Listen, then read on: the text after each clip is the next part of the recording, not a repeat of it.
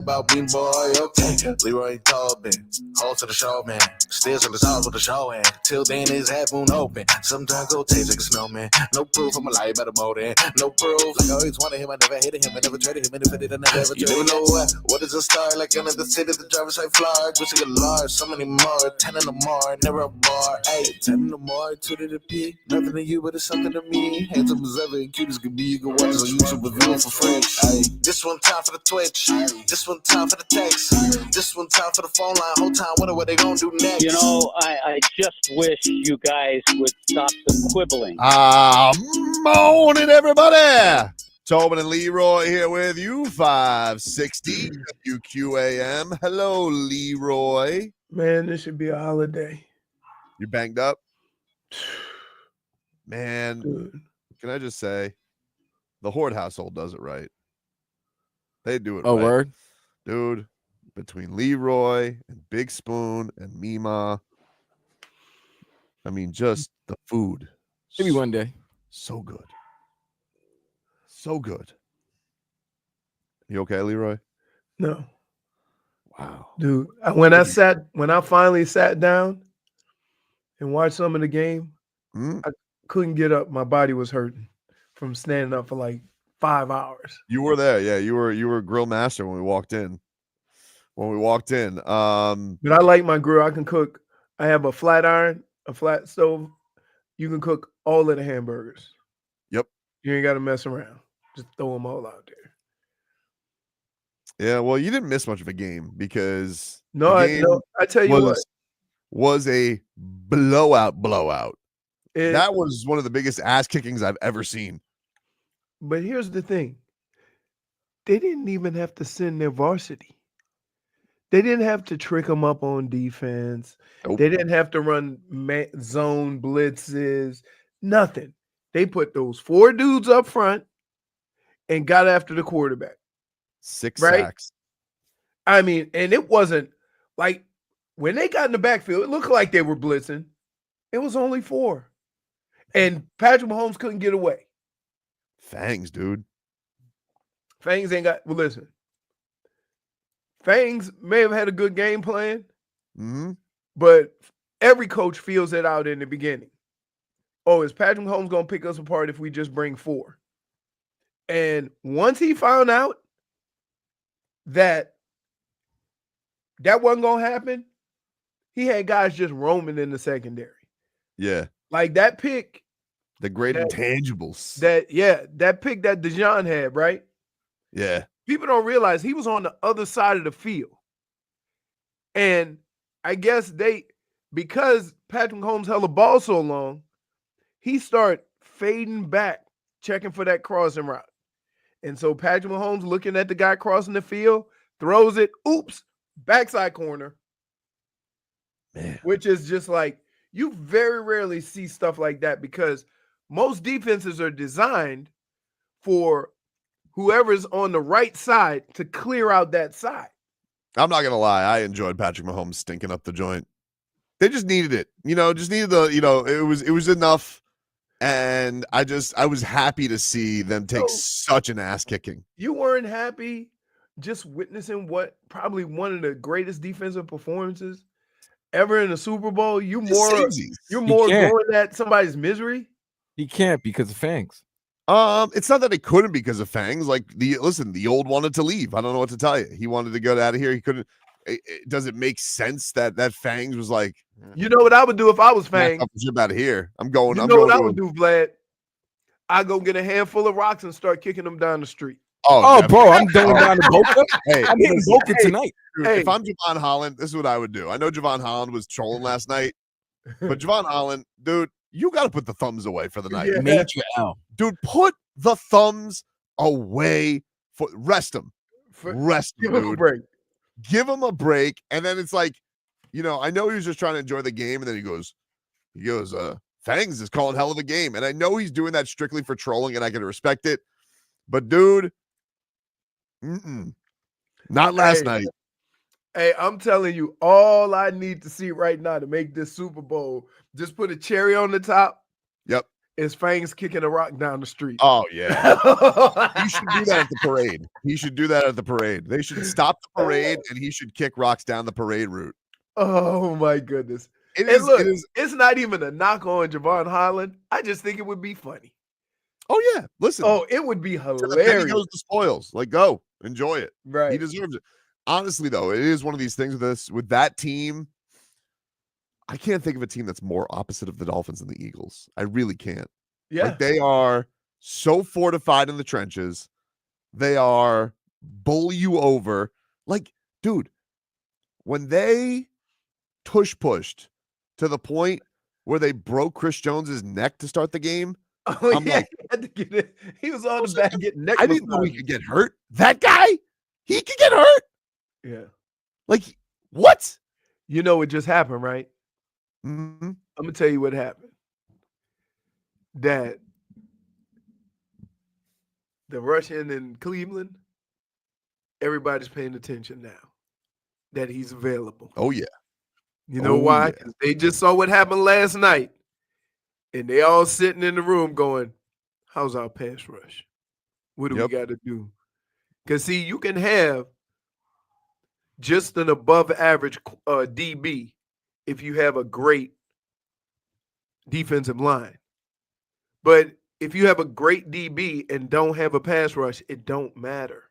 Kind of pisses you off that Dolphins just let Wilkins walk across the country, huh? Like, I know Calais Campbell had a good season, but he's 38, and you're thinking to yourself, and I know that Christian Wilkins was injured, dum-dum, so you don't have to comment, but still, the point remains, he was a home run pick for the Dolphins, and the Dolphins are like, I don't know. I'm like, oh, okay. I got to tell you, Go find another one. I told you back then it was a bad move. Especially here's why. Even more, forget what Christian Wilkins does on the football field, right? Like, you had the audacity to go to a guy who had 100 tackles and tell him he ain't have enough sacks, right? That just start there. A defensive lineman with 100 tackles. So we're going to ignore that. But we all live in a world that if you bring a guy into the family and he balling out in any sport, Yep. you going to make damn sure you have him to parade around and say, look, I'm good at the draft. And it didn't matter. So now what are we doing? Because of the guys you let walk away because you drafted, we looking at your draft as suspect because all you got is the guys you couldn't afford to pay. It's crazy, man. Yeah, I just feel like that Eagles team is just everything the Dolphins are not. That's just what it feels like. You mean football? Football? Like, Yeah, they're just so go look at football. They're Like, so- yeah, it's cute. It's cute to throw all these passes around or whatever. But soon as it gets cold, soon as the game, the moment, the importance of the game grows, right? You got to line up and get you a couple of yards and be physical enough to stop another team. Tom That's Brady it. enjoyed the hell out of Patrick Mahomes stinking up the joint yesterday. I'm more than sure he did because he's like giggling when he's off air. He's like, I told you, Burkhart. They said he's the GOAT. I'm the GOAT. Bah. Yeah, but he didn't lose Patty lost 2 Super Bowls, but he never lost undefeated though. Yeah, but dude, he's also never lost like that. Yeah, he did to Tampa. Who? Oh wait, Patty lost like that to Mo. No, to not like that, dude. Not even the Tampa one. You think of like, oh, you knew his line was depleted, and remember he was doing cool stuff down the like. Remember the greatest incompletion you ever seen, dude. He was awful yesterday, Vlad. No, I watched. He was awful. I was there. Well, like, was he awful or was that line so bad that he had? Dude, the line got dominated, and also he was awful. Yeah, you speed up that clock though, dude. Like one is an effect of the other, right? Like when you don't have protection, quarterbacks either tend to do one or two things: chuck it up or throw checkdowns all game.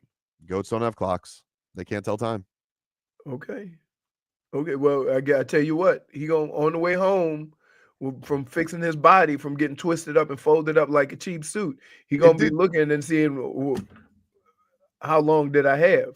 It just felt like the Chiefs fairy tale came to an end, thankfully, because I got to be honest with you. 5 minutes into the game, when they called that offensive pass interference, I was like, "Here we go." I was like, "Here we go." That I'm was offensive pass interference. no, it wasn't, Dude, he hit the dude in the face. He should have been standing there. What are you talking about? He's standing there. It's a great Hey, catch. that's here, Vlad. That's incidental chicken fighting. That's what it is. Yeah, you can't hit somebody in the face. That you in the I NFL, mean, that's everybody. It's the same thing. Keep with, keep in mind, he's a lot taller than the DB. right. Well, so when he chicken fights, it's higher. Well, they hit the man in But the face. listen, the same way, it wasn't. The same way.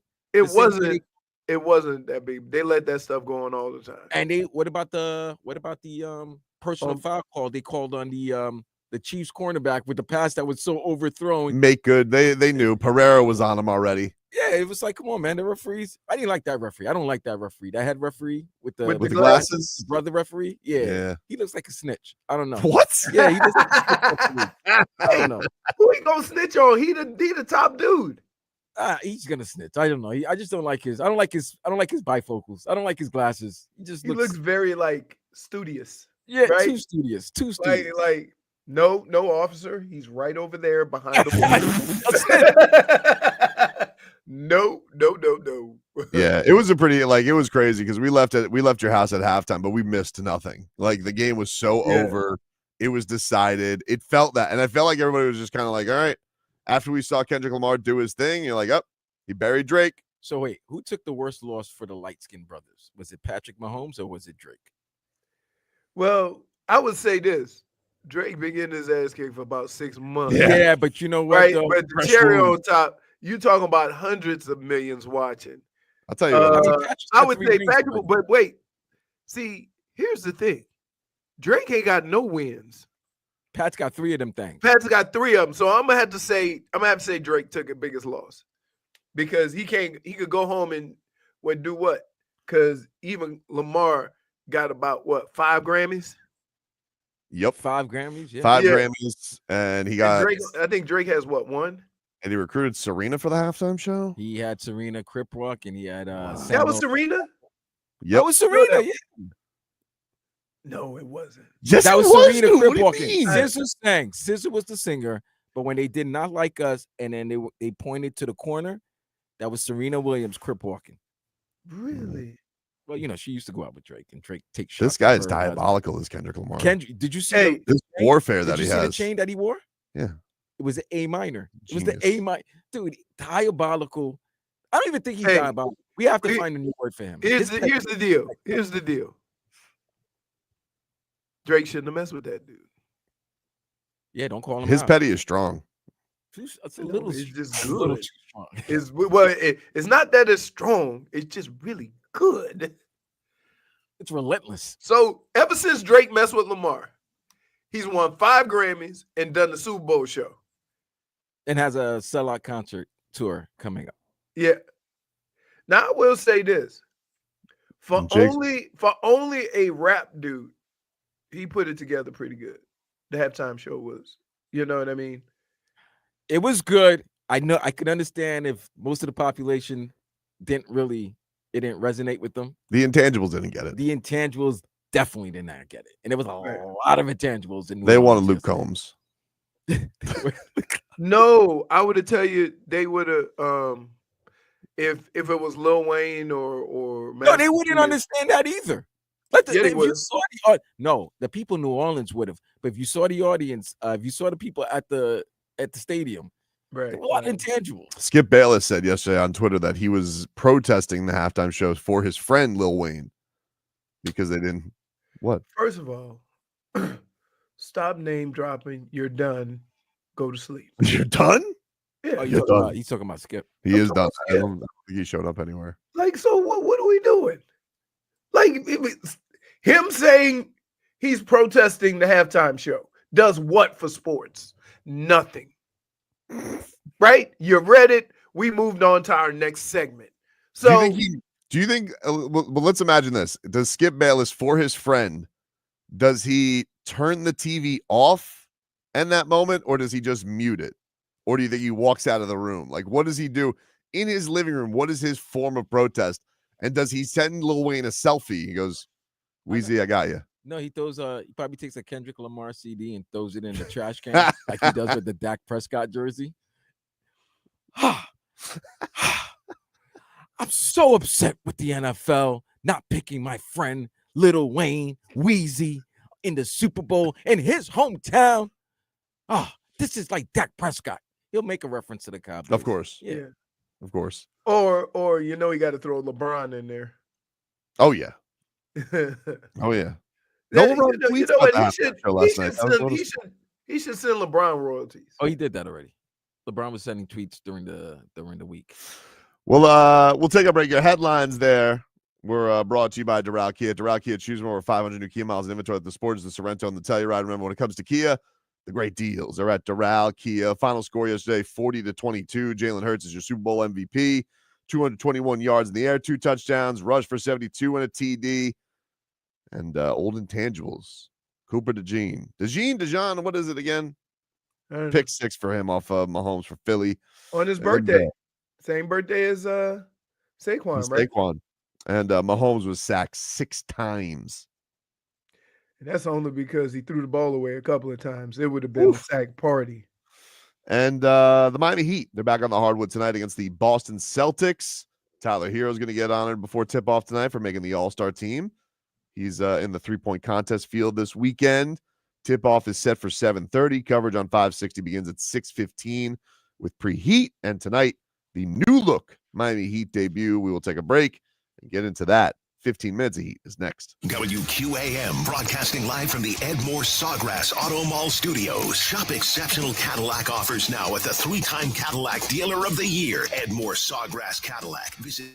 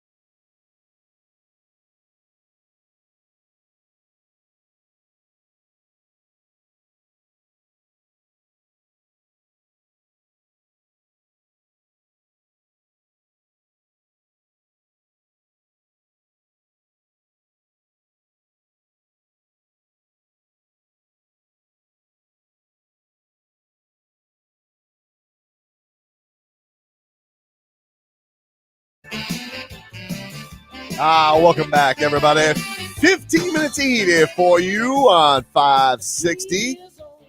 15 minutes of heat brought to you by Hollywood Kia. At Hollywood Kia, the #1 Kia dealer in all of Florida. Get star treatment. We want to see you in a Hollywood Kia. Visit them online, hollywoodkia.com. Heat, Celtics tonight. One of the Heat's lone home games at the arena up until, I think, February 26th. A lot of road games, and you got the All-Star break coming up, of course, as well. But yesterday, they introduced Andrew Wiggins, Davion Mitchell, and Kyle Anderson to the media, Leroy. They had their first practice with their new teammates yesterday after a gala on Saturday night. So we will get to see the Andrew Wiggins era upon us as he debuts tonight. I mean, the cool thing is they brought in 3 defensive guys. Oh yeah, Spo. This was Pat before, as he was introducing everybody, and listen to how he introduces Spo to the players. And I think they'll show it. So welcome, guys, and I'm going to leave this open in a minute to the media. But we do have the boss. Where is he? That's your head coach. Here he comes. He's drooling. Look at that, you guys. He's drooling. Yeah. You know, Spo's excited to have some wingspan, dude. And some defenders on him. defense. Yep. Although I will say, you can't hold the other team to 9 like everybody does you. Yeah, that's a problem. They have more single-digit quarters than any team I've ever seen in basketball. I don't know if that's a real stat. Single-digits quarters, dude. I don't know. Single digits. At what time you look up at the scoreboard and go, damn, we ain't scoring? Yeah, I don't know if that's a real stat, but that sounds like a real stat. How many times we come here and go, another single-digit quarter? They were outscored 31-9 on Saturday night. 9! Or on Friday night, excuse me, to Brooklyn. Dude, wait a minute. There's a roster that's over the cap. And you telling me with all these world-class basketball players, they only scored 9? Somebody got to give me some money back. I'm not sure that if you rolled Sioux Falls out there, I'm pretty sure they could score more than 9 points against the Nets. Right. So checking, the Heat have 6 fourth quarters where they scored less than 10 points since the start of 2011-12 season. 2 of them have come this season, both since December 20th. This also marked the second time this season the Heat have been outscored by 20 points in the fourth quarter. What was the other one? That Magic game where they blew? Game, yes. Yeah, that Magic game lives in infamy. Only one team in franchise history in 1989-90, the second year of their existence, has done that more than twice. Jeez. So this hasn't been done. It's done twice this year. It's been done twice this year, but was done twice as an expansion team? Yes. Wow. But you understand, when you see something like that, you can look, if you've been around sports long enough, and go, I don't think this has ever happened. Oh, it was incredible. I think they were blocked 6 times in the fourth quarter against the Nets. I was like, what? What? It was crazy. It was crazy. But that all changes tonight with Maple Jordan on the squad. Number 22. Not holding any numbers away from Andrew Wiggins. Hey. It's what he's worn his whole life. A true test of petty. He goes, right? Hey guys, look at 22. He goes, Pat looks, he goes, I see no reason why not.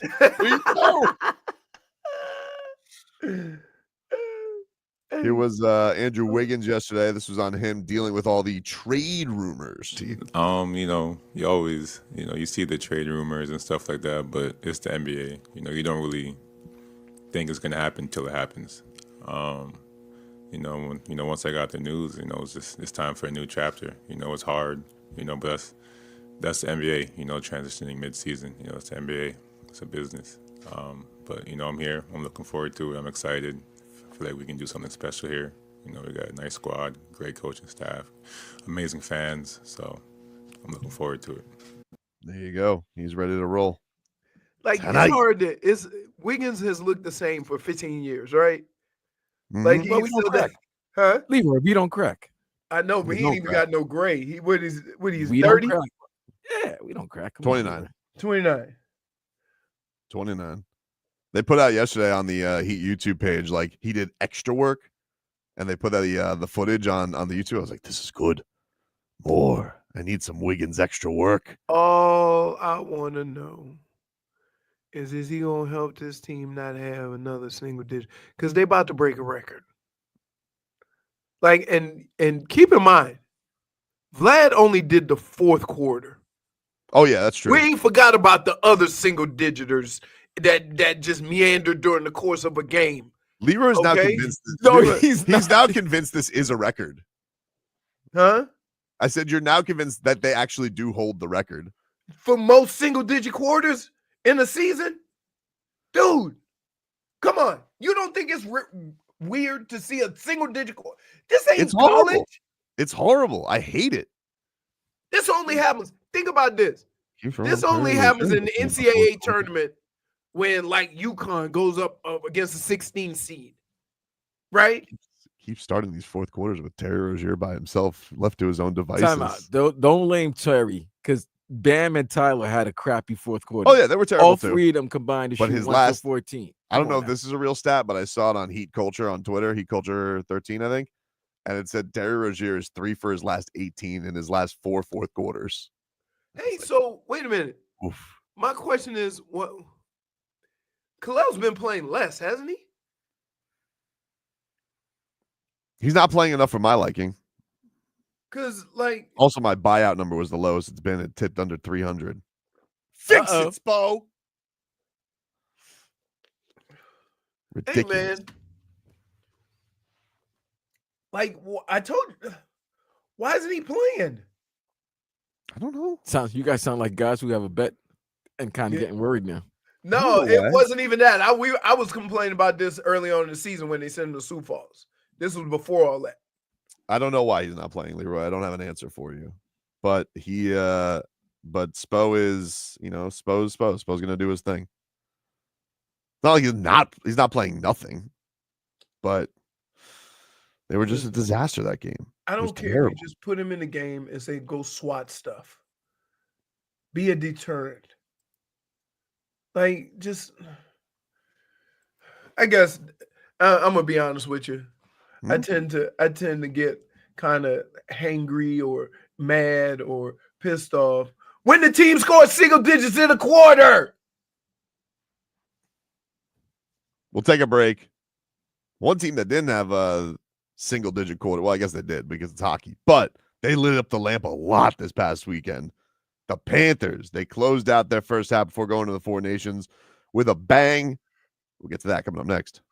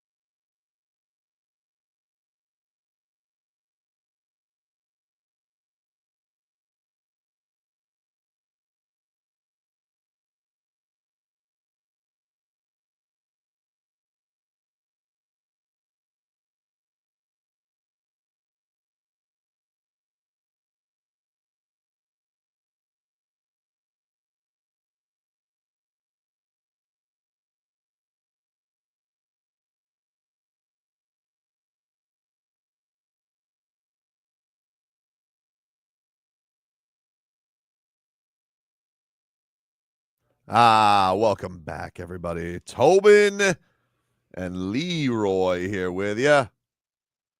560 WQAM. Let's get to a little road to repeat here, brought to us by our friends over at Celsius.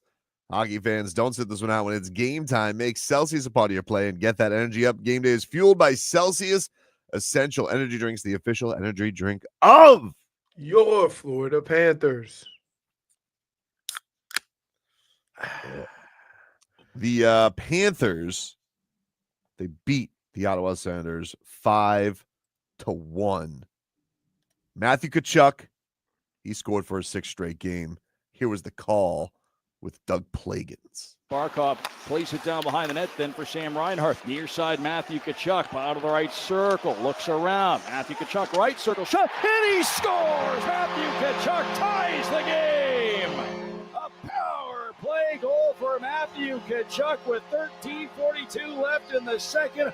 All kinds of patience. He picked his spot and he found it, and this game's all knotted up.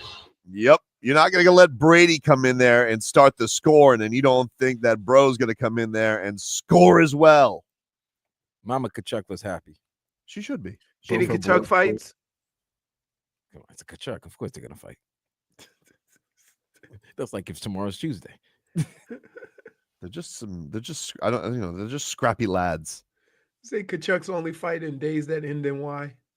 Tkachuk is on a absolute heater right now. It almost makes me want this Four Nations thing not to start up, unless he's going to do it for America, I guess. But he has scored in 6 straight games for Matthew Tkachuk. He is on fire.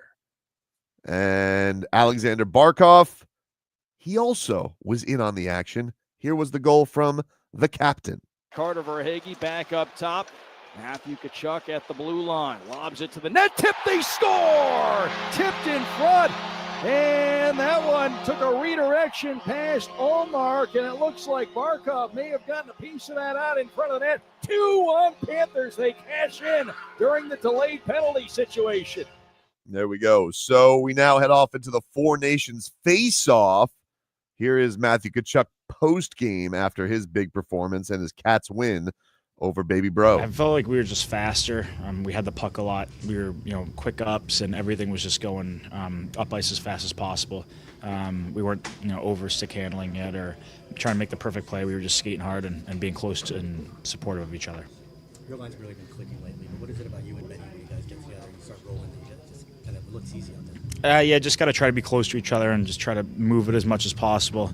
And, there's always a right time to shoot, but I think we're making some good plays right now and looking for each other. And, his speed is really, really good. So just trying to always find him when he can use that and try to find the open areas for me. That's a lot of right times, now 6 games in a row with a goal for you. So it seems like the time is right. Yeah, sometimes, that stuff happens. I try to be around the net, try to have a shooter's mindset.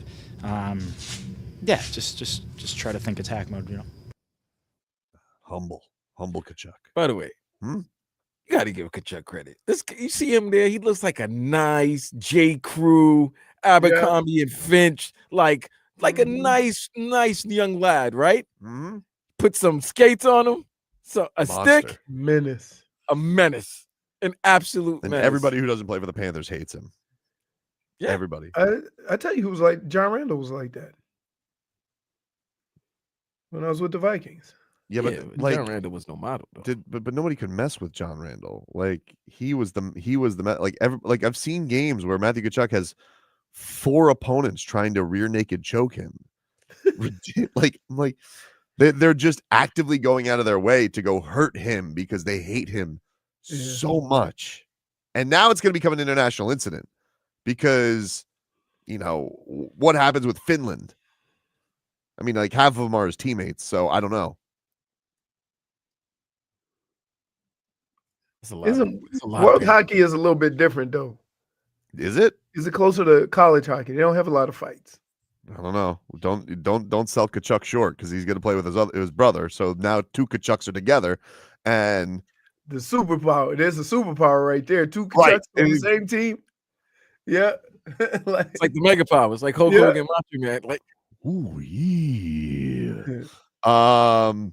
Thursday is when Team USA is in action against Finland. That is at 8:00. So if you guys want to see your Panthers in action for their homelands, 8:00 ESPN.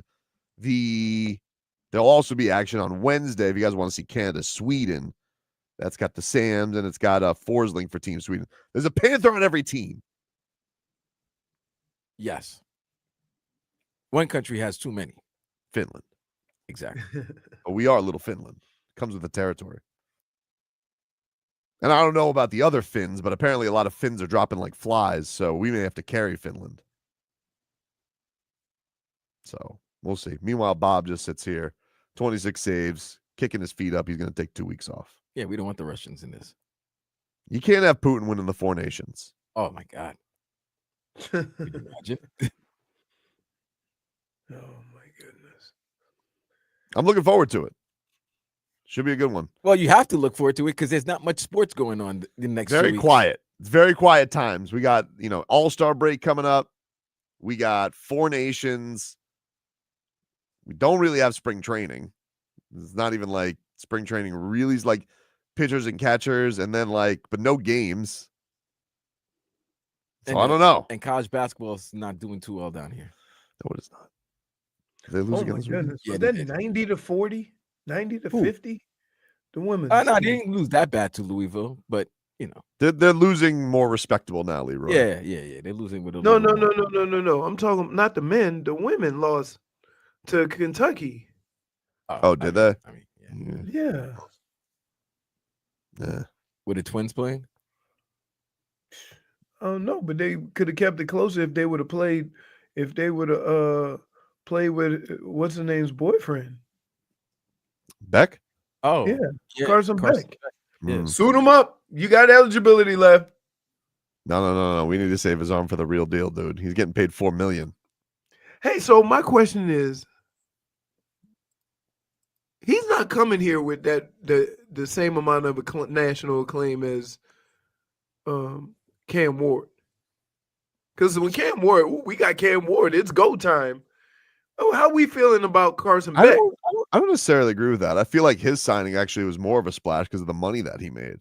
Because Cam, don't forget, same deal. Cam went to, he was going to go pro, and then it was kind of like, oh no, wait, the Canes were able to save it. But I don't think, Cam skyrocketed, dude. Like this guy was not thought of as a nobody thought that he. So okay, but so if Carson Beck comes here and start playing well, then they're gonna tag all that other stuff to him. National champion, this, that, what he did in Georgia, right? They'll do it then. Okay. It's also, I think, probably what you're feeling is like, come on, no one's going to live up to that season that Cam just had, especially. Yeah, but we didn't know Cam was going to have that season. So it's quite possible but he was just coming off that season. So it's kind of hard to feel hyped because you lose him. Right. It does feel a bit like, it feels like it was wasted, Like there's a little bit of a disappointment because you're like, what we just watched was special, and that defense ruined it for him. I mean, they would have had to be better to just ruin it. Right. There's whatever's worse than ruining it. That's what they did. Is squander worse than ruin? No, squander means you had a chance and you threw it away. Oh, they did squander the season, though. Oh, they did squander. They squandered the season. Right. I can't believe how stupid I was being confident up against Syracuse. I'm such a fool. I remember. They were like the highest scoring team in the country. But they came out of the gate humming. I don't want to talk about this. I was about to say. It really upsets me because I think to myself, I'm like, I was sitting there and I was like, I had it on my phone. How would you have felt if they had made it to the playoff and then got blowed out? Because eventually it would have came to, It would have felt better. It would have felt better. Like it would have felt better. Say that. Can I ask a question, guys? Sure. Would it felt better if you look and you got to the postseason, college football playoffs, and then you got your ass blown out by Notre Dame? Yeah, I think it would have. Or what about Ohio State? Because Ohio State would have put a whooping. They would have. They would have put a whooping. There's no doubt. I think you got, and as Canes fans, just to get there, dude. Teams we don't want to lose to, and you would have lost to those teams. I've taken ass kickings from teams I hate. I'd rather get there. Not like this, though. I'm telling you, dude. It leaves I such a don't- bad taste in your I'm mouth. trying to figure out, man. Notre Dame always seem to get in the mix, and you don't even watch them during the season, right? It's just 11 other teams and Notre Dame. Crazy. Take a Just break. every time they've played in any version of the national championship, right? They've gotten smoked. Take a break. Tyreek Hill went on an apology tour this weekend. Too much. Back after this.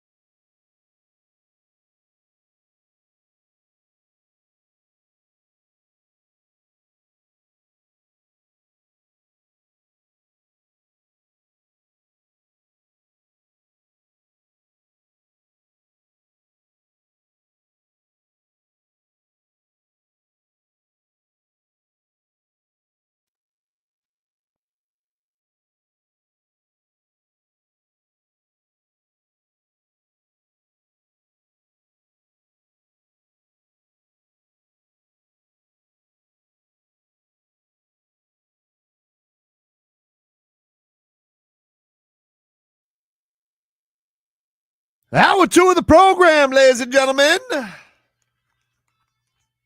Tobin and Leroy here with you. 560 WQAM. Take you guys up until 2 here on the program. Let's get to Tobes. Yes, sir. Yep. I love the way D brought down the hammer yesterday On over the red juice and the blue juice. Dude, that was so funny. And wait, and the reply wasn't, oh, no, don't drink that. She goes, Sophie, you're still going to school tomorrow. Oh.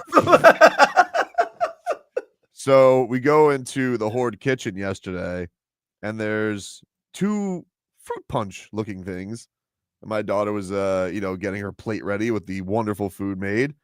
And meanwhile goes, the red one is alcohol. The blue one does not. I was like, okay, sounds good. And then Sophie takes 1 sip of the blue. She goes, I think this is alcohol. I was like, oh, that one has alcohol? And he goes, no, blue does not have alcohol. I'm like, well, Sophie, I'll just finish that. You just go get a soda or something like that. But apparently then I get in there with Big Spoon. She goes, what? They both have alcohol. One is vodka, one is rum. Listen, Mima was busy making fire wings. She didn't know the whole menu. It's all good. Oh, I had to take out the big fryer for her. Oh, outside. Because you can fry a whole bunch at one time. I have so if you go to these little wing places and buy wing, I'm talking about you're going to make your own wings. A lot of the wings have the whole wing, like the little tip, then the flat, then the drum. And you got to cut them off, right? So I'm like, man, last time I did it with, I got them from Restaurant Depot. And we spent like 2 hours chopping all these wings. So I finally went to Restaurant Depot. They were already done. So all I had to do was clean them off. And it's a lot of wings. But it's like 50 cents a wing if you do it that way. So she made 2 giant bags, and then I froze 2 bags. So yeah. So we were working on that.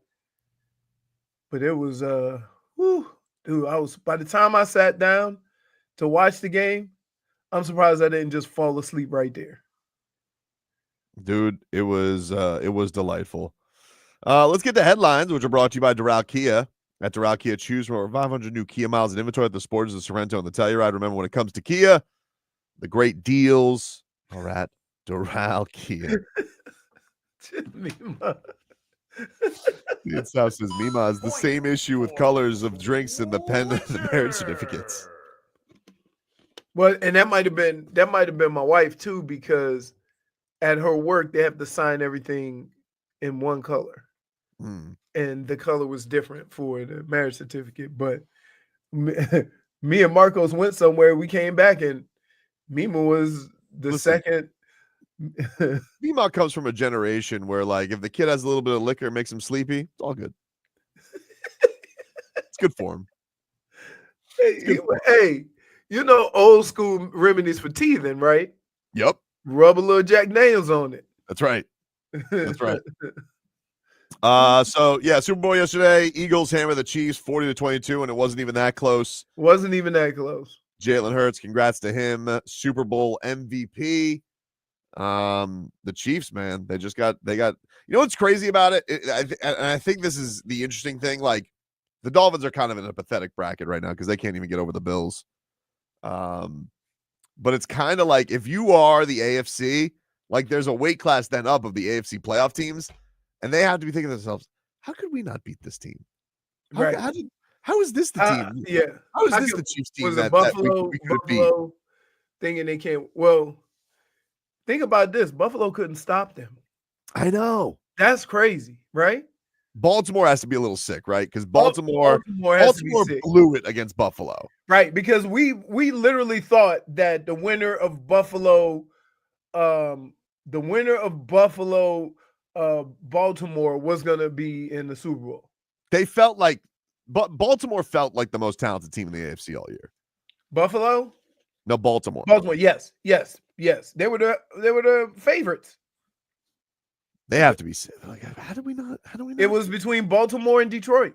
They both always lose to the Chiefs. They always lose to the Chiefs. All right, so the Chiefs So have one game. The Chiefs have what the Bills have on the Dolphins right now. The Chiefs have that on everybody except for not Philly anymore. Well, I mean, dude, I can say though, this GOAT debate, regardless of what we want to say about Philly, they played a hell of a Super Bowl the first time. Yep. So that game was really close. So this time, yeah. You know, I didn't notice it, but I probably should have. But he's been down 10 in all of his Super Bowl appearances. Right. That's pretty crazy. Nobody was down. As a matter of fact, I was like, oh, now the Super Bowl is beginning when they were down 10. Yeah, but when the pick six happened, it was over. That's when it was over. It was over. Once that pick six, you were like, oh, there's no coming back. No coming back. I'll tell you they barely got the ball past midfield. There was a play where he threw the D-Hop and D-Hop was open. Like if he catches that ball, that's a momentum changer. And then he dropped that. I was like, that's it. You know what happened, right? And I was trying to tell these guys that he tripped before the ball got there. So he was falling. And it's the hardest thing to explain because when you're falling from being tripped or stumbling, you're thinking of bracing yourself and then a football comes. It's a weird thing. Karen like if he had gone down to that same position himself, fine. But the fact that he tripped. Karen says, are the Eagles that much better than everyone else in the league? Like, what's their weakness? What are they bad? Oh, they could lose. They've lost. They've lost games. They lost to the Commanders. They could lose. I think if the Lions were healthy, they would have.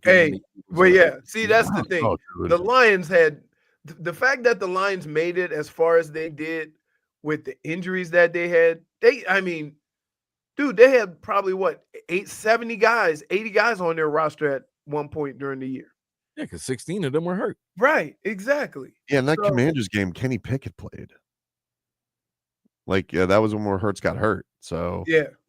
I don't know, dude. They were pretty good. Like, I looked at that team. I was like, where are they bad? Do they have anything? Best running back in the league, amazing receivers, great tight end, great line, great defensive line, good quarterback. What's their weakness? I would say this: if you think of all the teams, think of all the teams that have beat these so-called dynasties, and they all have done it the same way.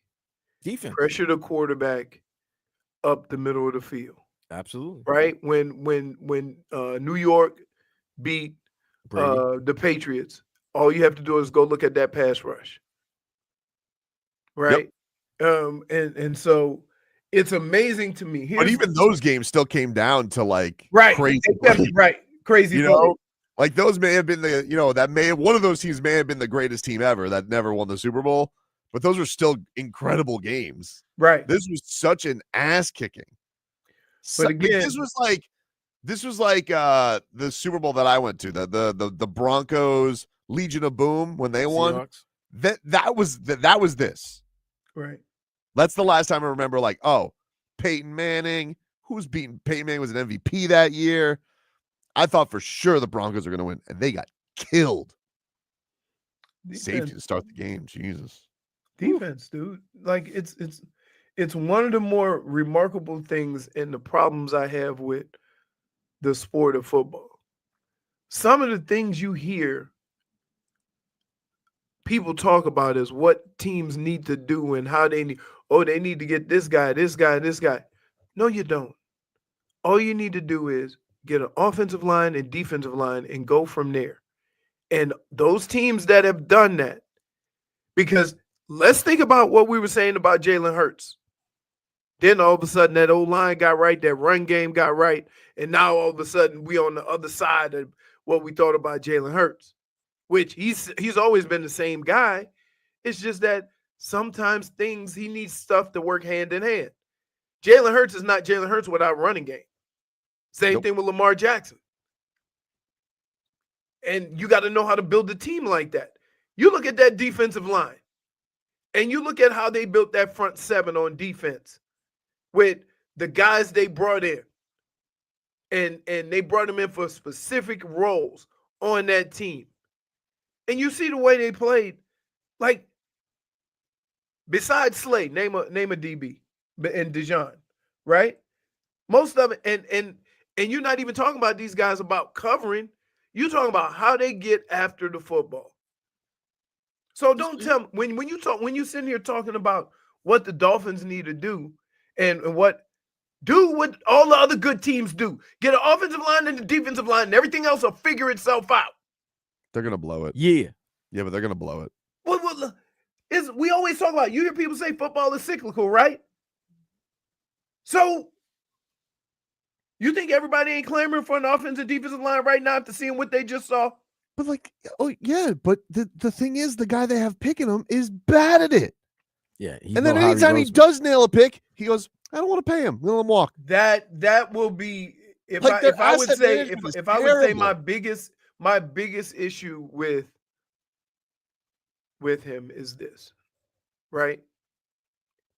In your moment to get some of that stink off your back, right?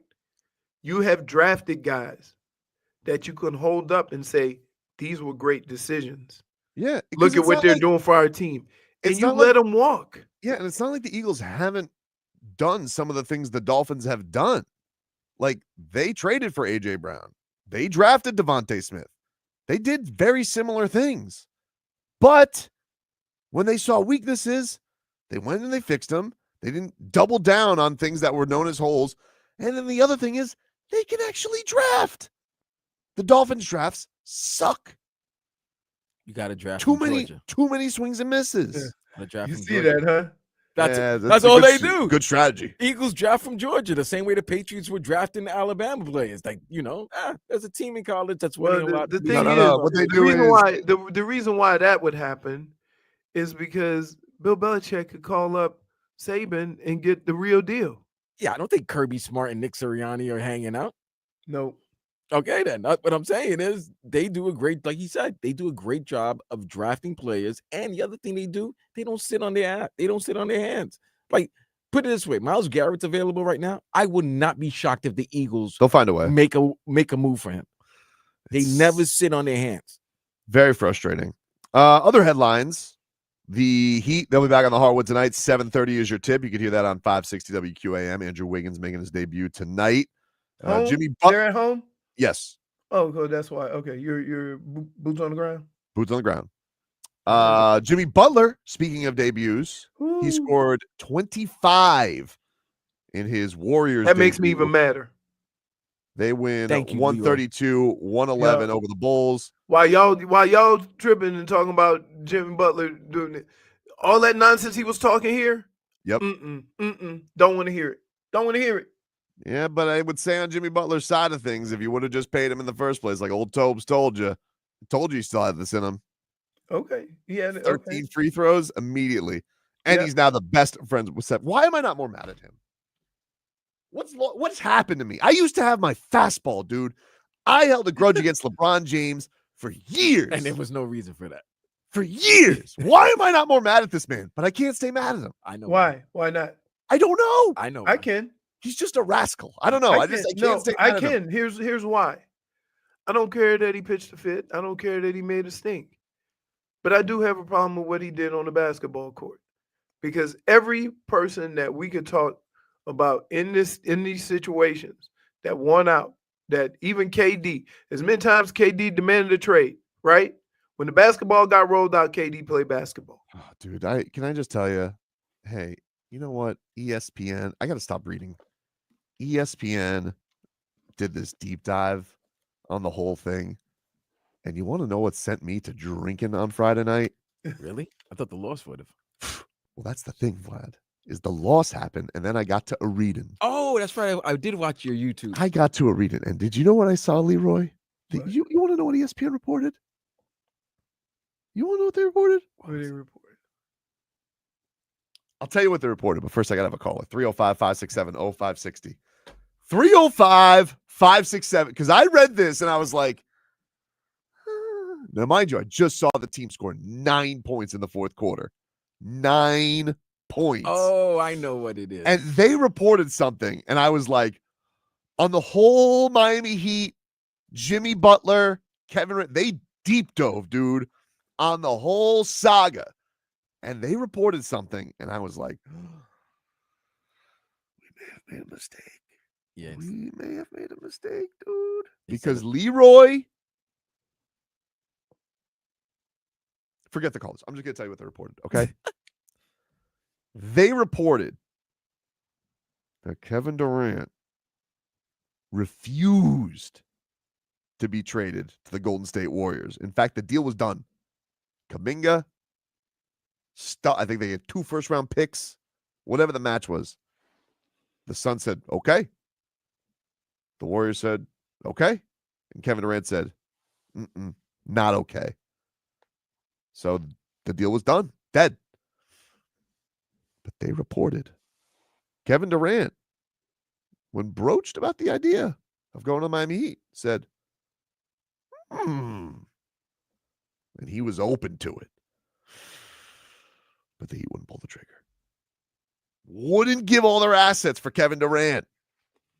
Now, which may be the responsible thing to do, because you could say, what does a Bam, Tyler, Durant, Duncan Robinson team do? By the way, after scoring 9 points, I'm not going to tell you that I wasn't drinking all night thinking about what Kevin Durant in the Heat jersey was going to be like. Did you feel unhinged? For 12 seconds. You don't think this team got better? I think that they got better. I mean, like, you got something for nothing. You have a guy who basically wasn't trying for you. And I am intrigued to see what Eric Spoelstra, in that same deep dive, this was an interesting thing. Why are you laughing? Isn't it concert season? What do you mean? You usually go to a bunch of concerts this time of year. It's not concert season. It's not concert season. But right. In this deep dive, this was funny, that Jimmy Butler, apparently back in 2019, told Pat Riley, he was asked, Pat's like sitting there. They were just celebrating. They were in Pat Riley's offices back in 2019.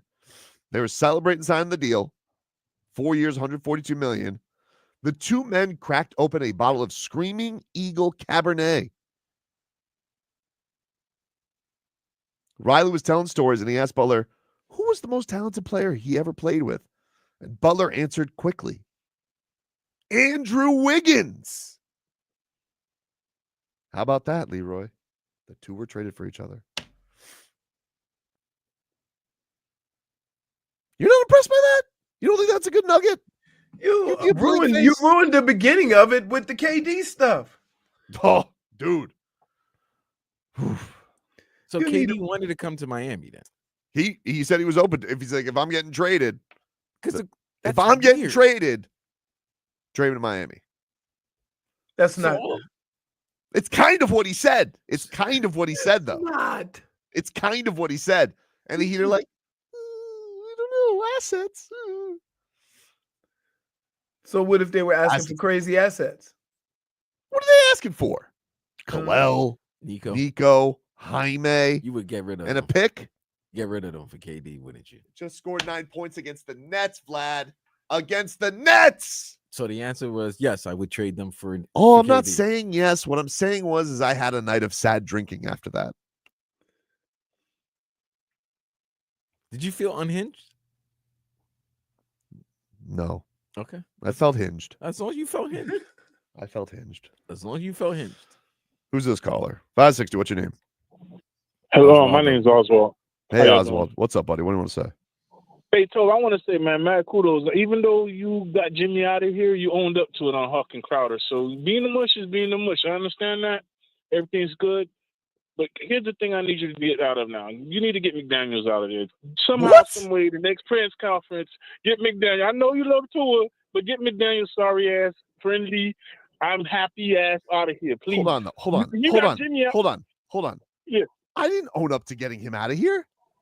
Yes, you did own up. I did not, dude. What are you talking about?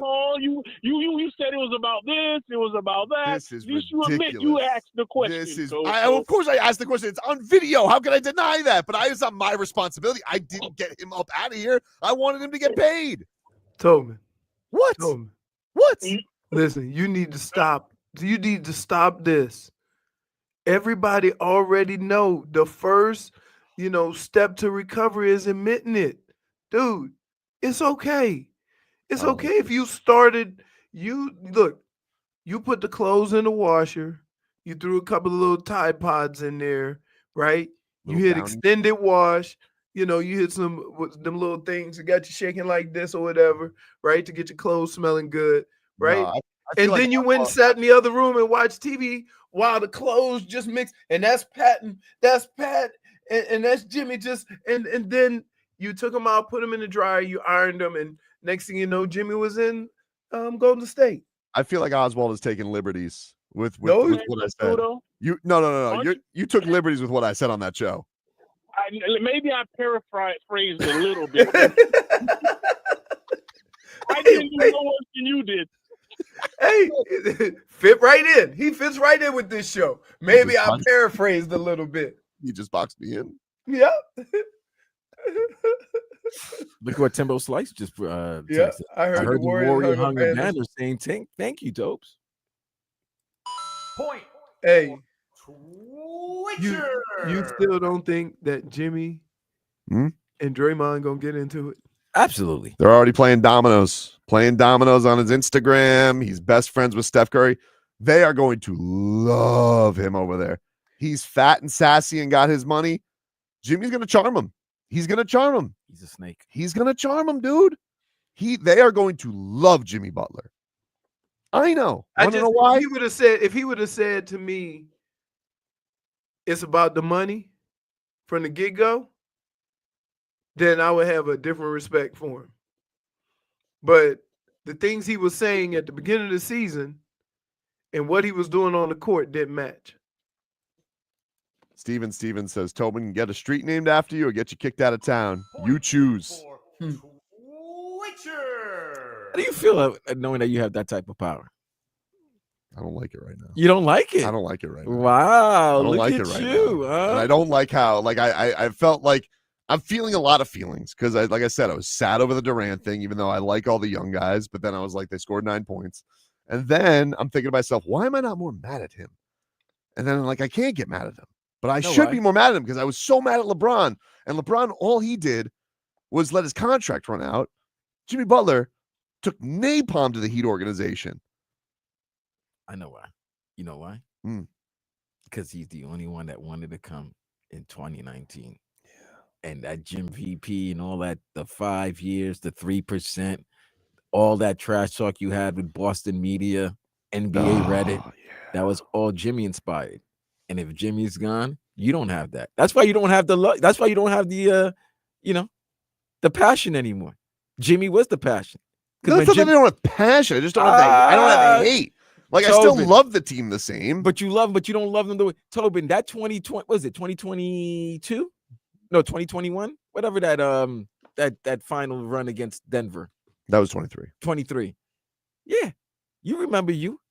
You remember how crazy you were for those 2 months? Deserved craziness. You were the only one, peacocking, talking about the Heat, saying that the Heat were going to do this, the Heat were going to do that. Everybody laughed at you. And they did. I'm going to tell you right now, Vlad, you look at those standings, and the Mavs just lost AD. Warriors can make a run, dude. I'm telling you. I don't know. Take a break. Way over. Back with more after this.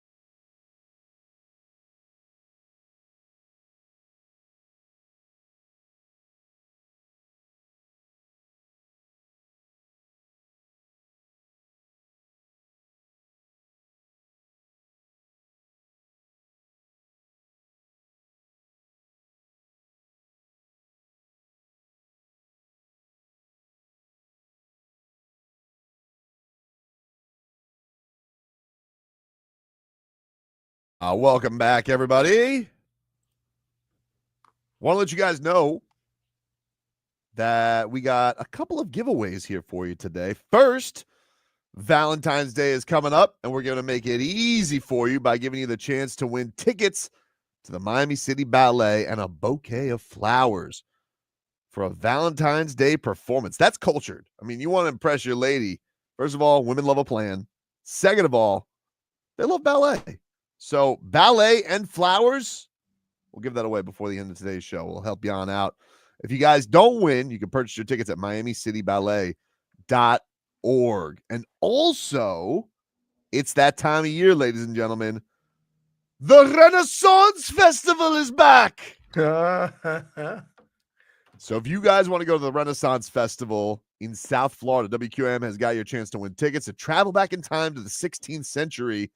More than 100 artisans selling their crafts and more than 100 performers going on there for your chance to win. Just go to WQAM.com on the contest page and register to win those tickets to the Renaissance Festival. Do you just want to go there and yell more ale? Of course. More ale. Nick, what's going on, buddy? How's it going, Toby? Leroy. Hey, what's up? What's up, buddy? What's up, Vlad? My non-amphibious friend. So I just want to ask you guys, Tobin's been down and out on this team right now. He's kind of, he's depressed because Jimmy left. I got to ask you guys, are you wig in or are you wig out? I mean, I'm wigging. I am. I'm excited for tonight.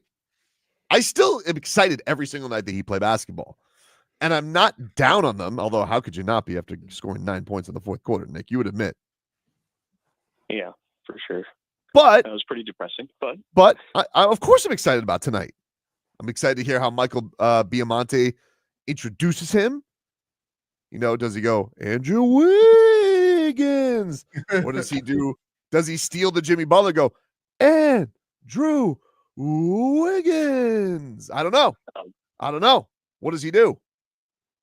I mean, he already took Jimmy's number, so I don't know. He takes the announcement too. It might just be the whole thing. Are you mad at Jimmy? Did you watch the Warriors game? Oh yeah, I'm pretty mad at him. I've been playing the Fall Out Boy song. Thanks for the memories. I know he loves Fall Out Boy. He does. It's like kind of fits perfectly. So I figure that's his song right now. He's best friends with Steph Curry now. Ugh. You hating Steph now? How could you hate Steph? Look at him. Adorable. He's, pinch his cheeks. Isn't that crazy? The one player you cannot hate in the NBA. You hate LeBron. You hate everybody else. You're starting to feel. Are you still feeling a way about KD, knowing that KD wanted to come here, but Miami didn't want to pull the, for lack of a better term, trigger? No, because he might come in the summer, so I have to keep some. I don't want to give up none of the youth, though. I understand that, and I understand why the Heat are like, "Hey, we're not in the position yet." He makes a stink. We're there. The Heat always feel like they're in the catbird seat, but every time that happens, they miss out. And all I would say, Leroy, is when Kevin Durant next becomes available, there's going to be a market for him. This was almost a sneaky Luka type deal. Like you were in the ins. Like nobody else was negotiating this. It was a clearance sale, and only you had the code. But they didn't want to pull the trigger. So, all I'm saying is, Jovic, you better give me 20 tonight. That's all I'm saying. I would just like it to be a team effort where we don't get 9. That's true. Can we do that? It's going to be tough. We got a tough couple of games coming up here. Boston and OKC. Oh, my goodness. Oh. Extraterrestrials on both sides of those. We have Dallas coming up too, but they just lost Anthony Davis. Oh, y'all playing 3 games this week? Yeah. Damn. Yep. That's not a. But oh man, dude. I mean, like these Mavs fans, like this poor guy. He messed up. He might have to work via Zoom. Like I don't think he can work in Dallas right now. Let me ask you this, guys: have you ever heard of somebody getting extra security for doing their job? Not like this. But they're having not as a funerals. GM. Leroy Dude. was very thirsty right there. We could hear that. That was very ASMR. But Anthony Davis comes out, Leroy. He was like Wilt to start his Mavs career. He was incredible. But the only thing with street clothes is street clothes for a reason. You never know when street clothes is going to street clothes. And unfortunately, in the sickest twist of fate, the man has been the healthiest he's probably been in 2 years. Abductor strain, out for a month. Well, he should have never came back. That's the point. He got back too early. excited. He got too He excited. got too Wanted excited. the fans to lower their criticism. So he got there and he was balling. I mean, did you see the numbers he put up? It was insane. It was ridiculous. Like they were getting they were And he was like quiet. flexing. And he's getting doused. I mean, there are people with caskets on the outside of the arena, and so he's having a party. Party was short lived. I got to tell you, like, do some crunches or something. All these adductor strains. Do medicine ball or something. Like, what the hell? Of all the muscles, you got to tear the muscle that's connected to everything. Yep. All right, we'll take a break. When we come back, Leroy's game balls and game bums. Back after this.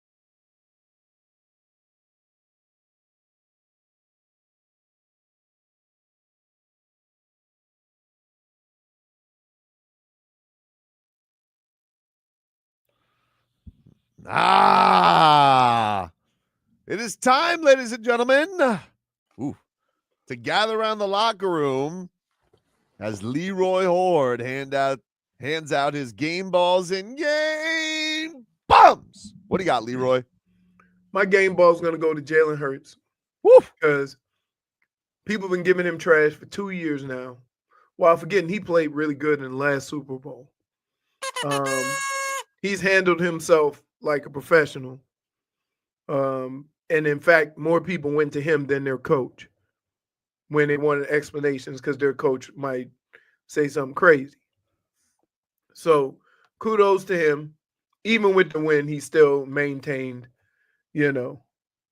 just calm and just very calm, very low key. Yeah, so happy for him. I'm happy Saquon won, but I'm gonna give my game ball to Jalen Hurts because he was the guy taking most of the heat for all things Eagles.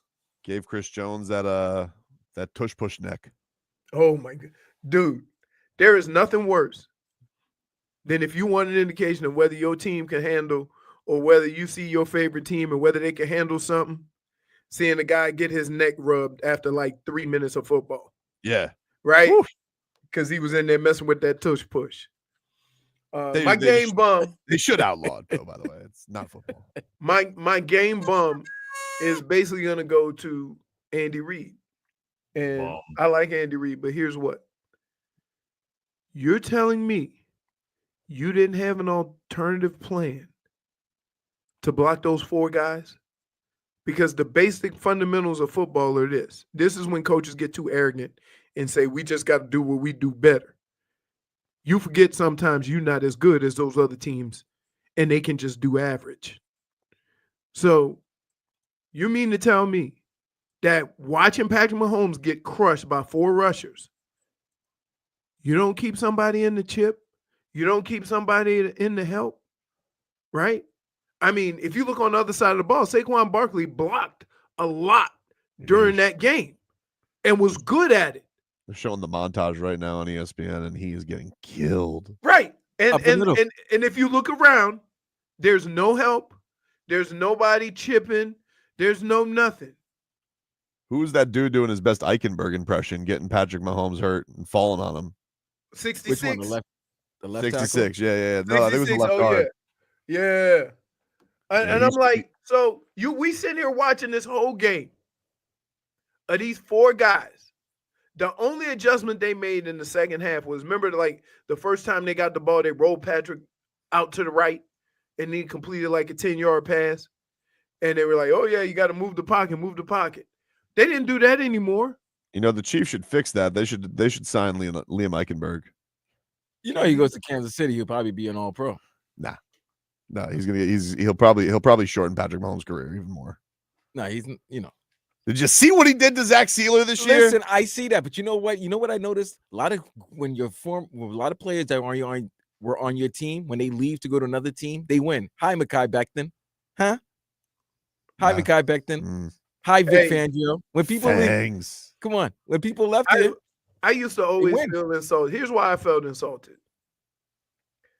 How can a team that got rid of me and be bad, and then I get picked up by teams that were good and contribute for them? Yeah.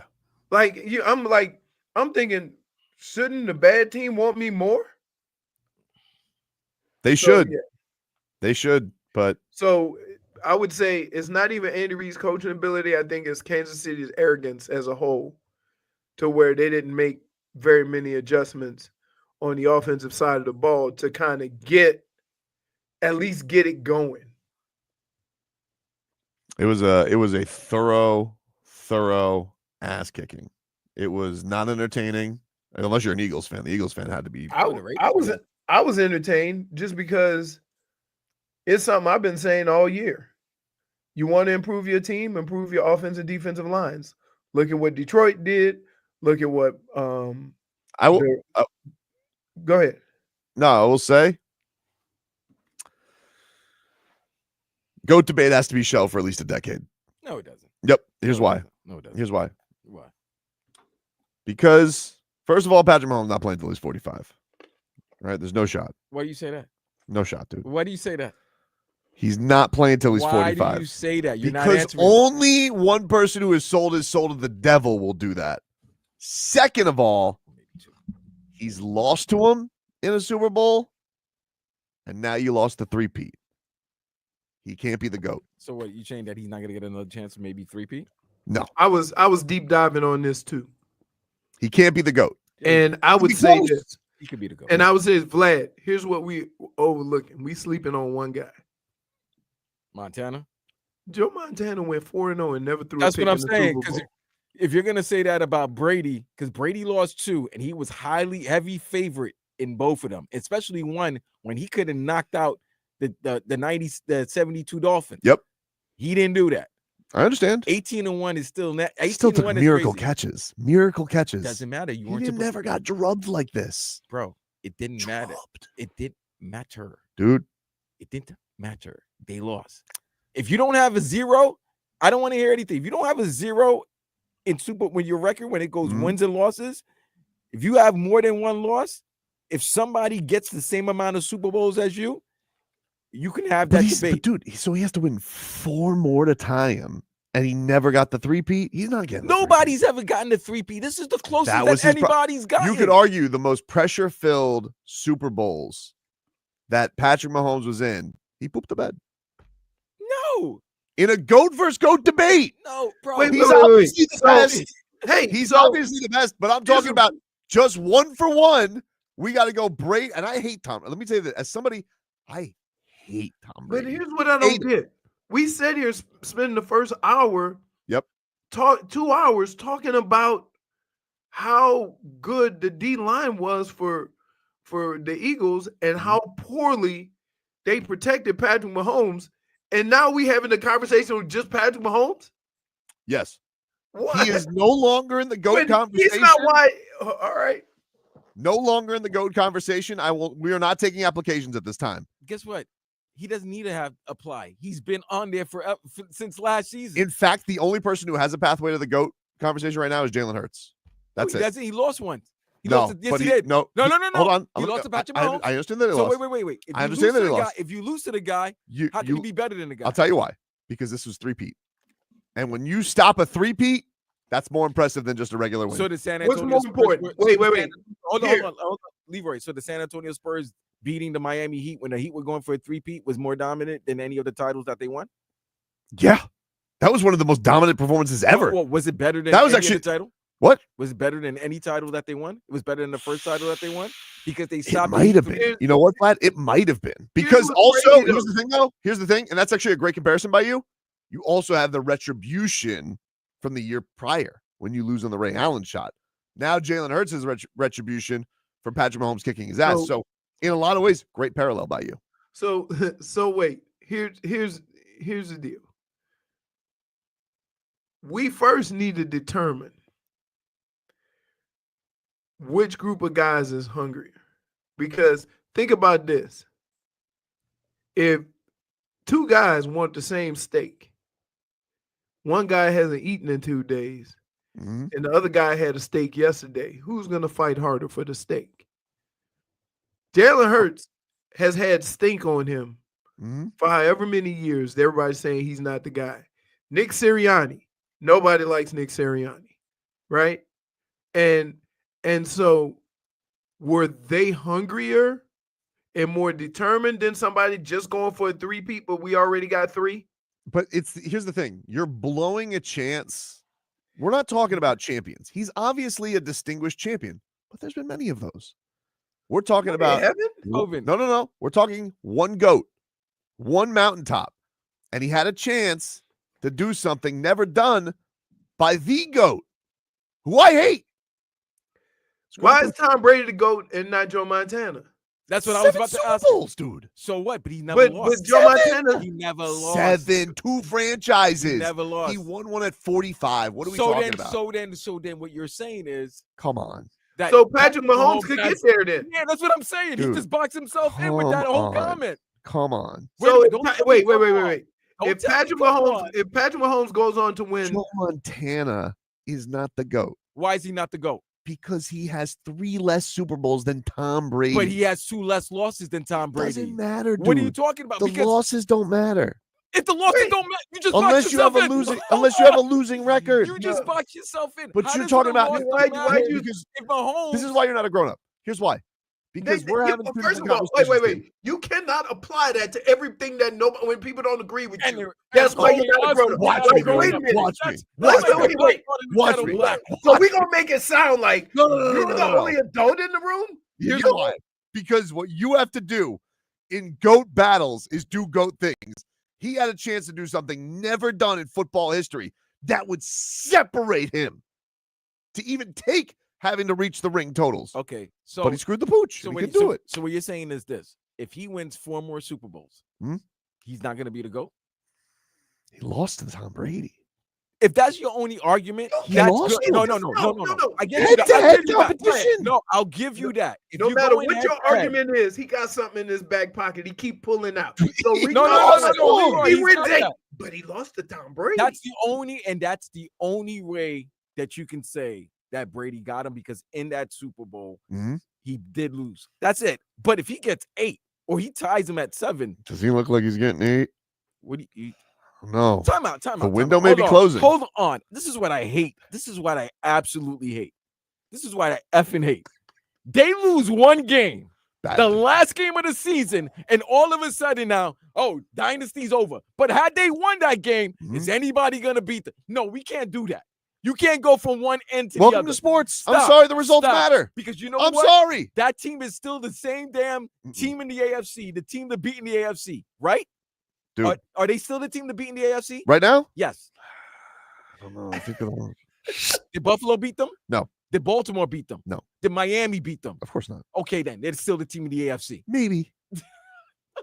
Okay, so wait. Using your theory, so are you saying Buffalo's the team to beat in the East? I still think Baltimore. I think Baltimore. No. choked. They're not in the East. I'm talking about the East. Oh, in the East. In the East. Yes. Yes, of course. Why? Because they're daddy. Okay, why can't we say the same thing about Kansas City in the AFC? If I had to ask you a question, can I ask you a question and you not try and wiggle out of it and just give me a straight answer? No, because I'm gonna pull a Tobin. Hold on, let me get all my right. notes ready. No, You you're not watched last gonna night. try to get me with reason and all that kind of crap when you watched just go last night. rogue. No, You watched last night. Are the Chiefs or is Patrick Mahomes closer to being the GOAT or his championship window shutting? He's closer to being the GOAT. I don't know, dude. the GOAT. I don't know. Dude, I hate that. I don't know, dude. Like, I don't know. Leroy, you know what this pisses me off? It's because say they lost in the divisional round, I can understand. Say they lost in the AFC championship game to Buffalo, I can understand. But they lost a game. They didn't play well. Worst game probably they played all season. Bad timing for the loss. Then all of a sudden now the window's shut on a man who hasn't even turned 30 yet. But here's the thing. You need For a to, man who hasn't even turned 30 yet, the window is closed. First of all, he moves like a 45-year-old. He moves worse than Tom Brady did at this age. And he still gets away. Second of all, if you're not going to catch, like, it's like Michael Jordan, right? If LeBron's not going to catch him, he's got to do special things. So, like, he came back down 3-1, never done. Amazing. Okay, you could add it to his resume. So Patrick Mahomes has to catch Tom Brady. You've already lost to him. Big knock on the GOAT debate. But what can you do? 3-peat. You put up that. You didn't even if it was a good performance, Vlad. He's only 29 though. Leroy, that was embarrassing what happened to Patrick Mahomes. Yeah. And Travis Kelce, by the way. Let me ask you this. Hating. Let me ask you this. Who would you rather be right now? Hmm? Josh Allen or Patrick Mahomes? Right now? Right Josh now. Allen.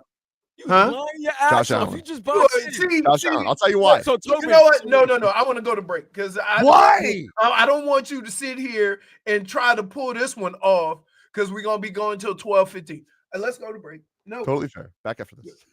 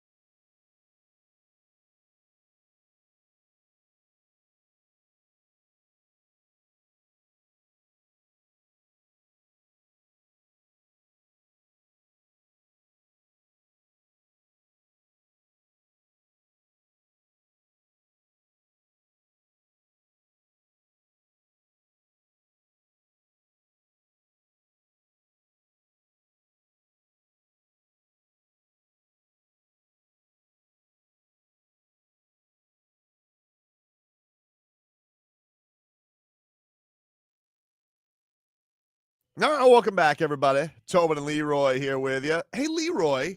Yes, sir. Can we get a weather update from the Demesman and Dover Law Firm? YourAccentAttorneys.com, free consultations 24/7. Call them at 866-954-MORE. All right. Peeking outside the windowplex. We have blinds in this windowplex. It is, I would say, partly to mostly cloudy. By me, anyway. Looks like it's breezy, 10 to 15 miles an hour winds out of the east, southeast. And I would say it's about 82, 83 degrees. Notice the birds are chirping a lot of more That's perky. the J-Fig didn't come over yesterday. No J-Fig. You know, you sure she didn't go to Philadelphia? No, she went. She was in New Orleans. By the way, it is 80 degrees outside and the wind is blowing. Nailed it, dude. 11 miles per hour, east southeast. Headlines are brought to you. He is good. Headlines are brought to you by Doral Kia. I'm not too good when there's no clouds. At Doral Kia, choose from over 500 new Kia miles in inventory of the Sportage, Sorento, and Telluride. Remember, when it comes to Kia, the great deals are at Doral Kia. UFC, they have officially announced its return to Miami. UFC 314 on April 12th. Card yet to be revealed. I guarantee you one person's going to be there. 47. Probably. He gets those. He was there yesterday. Yep. Dude, did you see them boo Taylor Swift and she was confused? Like, there was a video that went viral from the inside. They put her on the Jumbotron, and the Philly fans were killing her. They were boo. I mean, they boo Santa Claus. You're getting it, Tay-Tay. I'm sorry. Were they booing her because her man's on Kansas City's team? Of course. Right. Of course. But and she also kind of, she was born in Philly. She's an Eagles fan. Yeah, she's a turncoat. She's a turncoat. She's a turncoat. And so they booed her, but like they put her on the Jumbotron, and like you could see her like, but I'm Tay-Tay. I don't get booed. Like she gave the side eye. She was very confused on what to deal with all this. Don't worry, get down with Zach Bond. You'll be good. I hope that she has a conversation with old Travis, because that dude looks like a podcaster right now. He does not look like a football player. He's good. He can retire. He should retire. He can. It's not about shit. You see, this is what God. Window is closed, dude. Man, I tell you, after 7 years of dominance, you lose one bad game. The final game of the year, you lose, and not in a favorable fashion, and everybody's throwing dirt on your name. The most confusing thing to me all year will be, how the hell did this team never lose this year? Because we kept watching them week in and week out weasel their way out of games, and we're like, they can't. But you had to give them the benefit of the doubt because of their resume earned. Mm-hmm. But we did watch them all year being like, this team's not that good. Oh, you know why? They were favored. Most of the games they were underdogs, and that's why they win. Strange, man. And, nobody can say official help. Stop. Relax. Every time I look up at the screens, he's just getting like Patrick Mahomes getting face planted. I mean, that's again, when you can't block 4, it's gonna be a long day, because that means you got just rando guys just roaming the secondary, picking you off. So they can do a lot more when they only can bring 4, right? When you got to start bringing blitzes and stuff like that, then it compromises what you can do in the secondary. So you didn't have a lot of guys who could just beat one-on-one, and you've never had that with guys who could just beat one-on-one on your offensive side of the ball. Like, I mean, it happened at the end with Worthy, who just ran a post route. But for the most part, teams had to put pressure on you, and then you picked them apart in the secondary. Well, that all changed because both of his picks were just random guys roaming the secondary and roaming spots where you normally throw the ball. And what a day for the intangibles. Woo! What a day for the intangibles. That, I tell you, that DeJean or Dijon, whatever you want to call him, right? Not that fleet of foot, but Cabal. Woof. Wow. Very impressive. You want to know why white people are greedy? How could you have a moment? Wait a minute. Time out. You really want us to answer that? You really want Leroy and I to answer this? Hold on. Wait. Like an hour 47 minutes. Wait. Here's what's funny. Because Tobin had just come up with stuff without fully getting a read of the room, right? I felt like my read. And whoever thought that a show with 3 people and 2 of them being black, that the one guy would say, you want to know why? Like, but go ahead, answer that. White for us. people are greedy because let me tell you something, dude. I'm seeing a lot of whining about the halftime show. Being like, where was our Aerosmith? I'm like, dude, we tried the Who after the Boobie came out. Trust me, they were old and not very good. So they're all whining about the halftime show. And meanwhile, intangibles. You guys had a historic moment for the intangibles yesterday, and you guys aren't appreciating it. Yeah, they wanted all intangibles. You want all intangibles. You want your music. You want your cake, and you want to eat it too. Yesterday, you had something happen for a position that you weren't even allowed to play. And you whining about the halftime show. Oh, he's got a good point. The last time on his birthday, nonetheless. Right. Crazy. I thought it was Saquon's birthday too, though. Yes, it was. He Did stole score a his touchdown? cake. He didn't score a touchdown. Wow, that's nasty work. Leroy was hoping for it. He's like, we were waiting. He's like 4 yards. He's like, it's coming. It's coming. Damn, they did him like Walter. No, not really, because they just did kidding. try to run it first. They tried to run it, and then they got to put You know what? I'm going with that Walter take because Walter, that's all he wanted to do was score a touchdown in the Super Bowl, and he gave it to a refrigerator. And they gave it to the fridge. That's all he wanted. Saquon. You feel like Saquon sends a selfie last night to Joe Shane with him with the Lombardi Trophy? No, he sends it to Mara. Oh, dude. Yeah, don't send it to. Don't send it to Shane. Send it to Mara. Send it to the boss of the GM. Yeah, he's the one that said, "I really hope he doesn't go to Philadelphia." Unbelievable. He didn't. Could you imagine having that? It's not bad enough that it happened, but it happened on a television show. Right, but that's not the worst part. Like, how? If that would have happened in any other city, there's no way the GM survives that, right? No shot. I thought for sure he was going to get fired. I'm confused. Yeah, how do you let this guy pick the next quarterback for your team? They must feel like Shador or Cam are going to be the truth. Like Dayball must have sold him on it. Like, hey, John, this is going to be the guy, dude. Well, give me either one. We're going to be great. All right. I don't know. I don't know. Here, as we learned in recent history, one of the biggest things you could have to help your quarterback is a running game. Now, you can sit back there and chuck it around because you have no running game, and it could possibly work. But when it doesn't work, everybody's going to say it's because you don't have a running game and you're too one-dimensional. And so you look at all these teams and you look at how it all comes crashing down at the end. And it's like, oh, they didn't run the football. Oh, the offensive line got smoked. Oh, look at the pressure that defensive line is getting on them, right? All basic, fundamental starting points for an offense.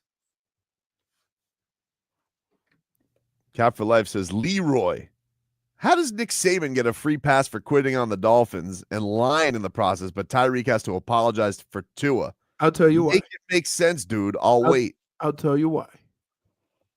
Because when Wayne Huizenga persuaded Nick Saban to come and coach, he said, if you don't like it, you can leave. That was part of the agreement. Also, does Cap feel like Nick Saban did get a free pass? I feel like Dolphin fans have hated Nick Saban forever. I don't feel like he got a free pass at all. But also, that's well. And listen, I love the way people say, you said you weren't going to be the coach of Alabama. Ain't no coach would be like, yeah, I'm kicking the tires on that. Right? Stop. Right? Do you think people get upset that when somebody leaves and then they go to the next place and are successful in that next place? Yeah, the Cleveland Browns should be pissed off about Bill Belichick. But guess what? It happened. It was the right move for him to do.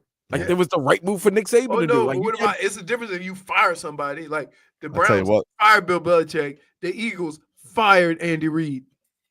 Belichick's just walking around with that young squeeze all over the place, huh? As you should. As he should. Wow. You better watch out, though, man. He's got 18 to 22-year-old boys or that young men that, he's going to be coaching. Oh, yeah, that happened to, who that happened Jimbo, to? Fisher? Jimbo. Be careful. Coach Jimbo Fisher. We'll take a break. Back with more shenanigans on the other side.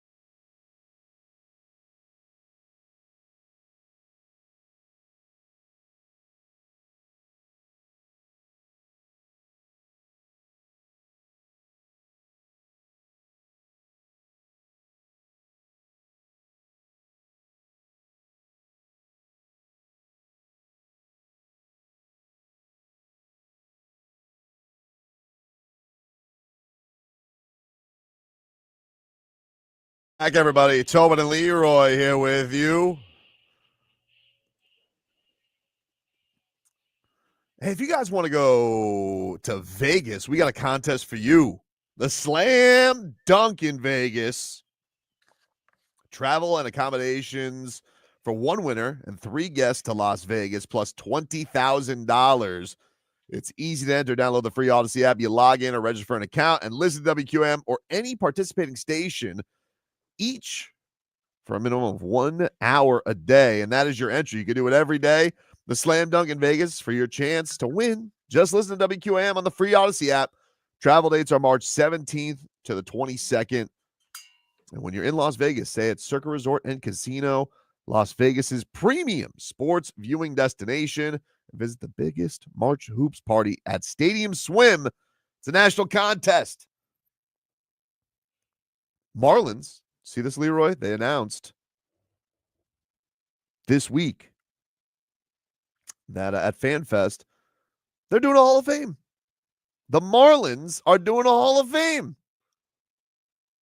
I like it. Boy, it's going to be easy to get up in that piece. No, don't say that. They announced the inaugural class. I think they're doing them on 4 separate dates, though, throughout the year.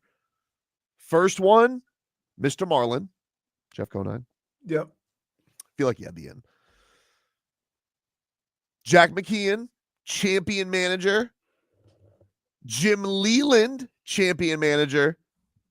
And then the man I'm probably most excited about, Luis Castillo.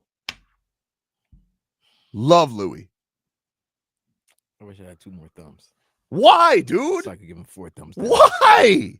I love it. I understand the managers. Yep. Right? Leland and McKeon, they won you the World Series.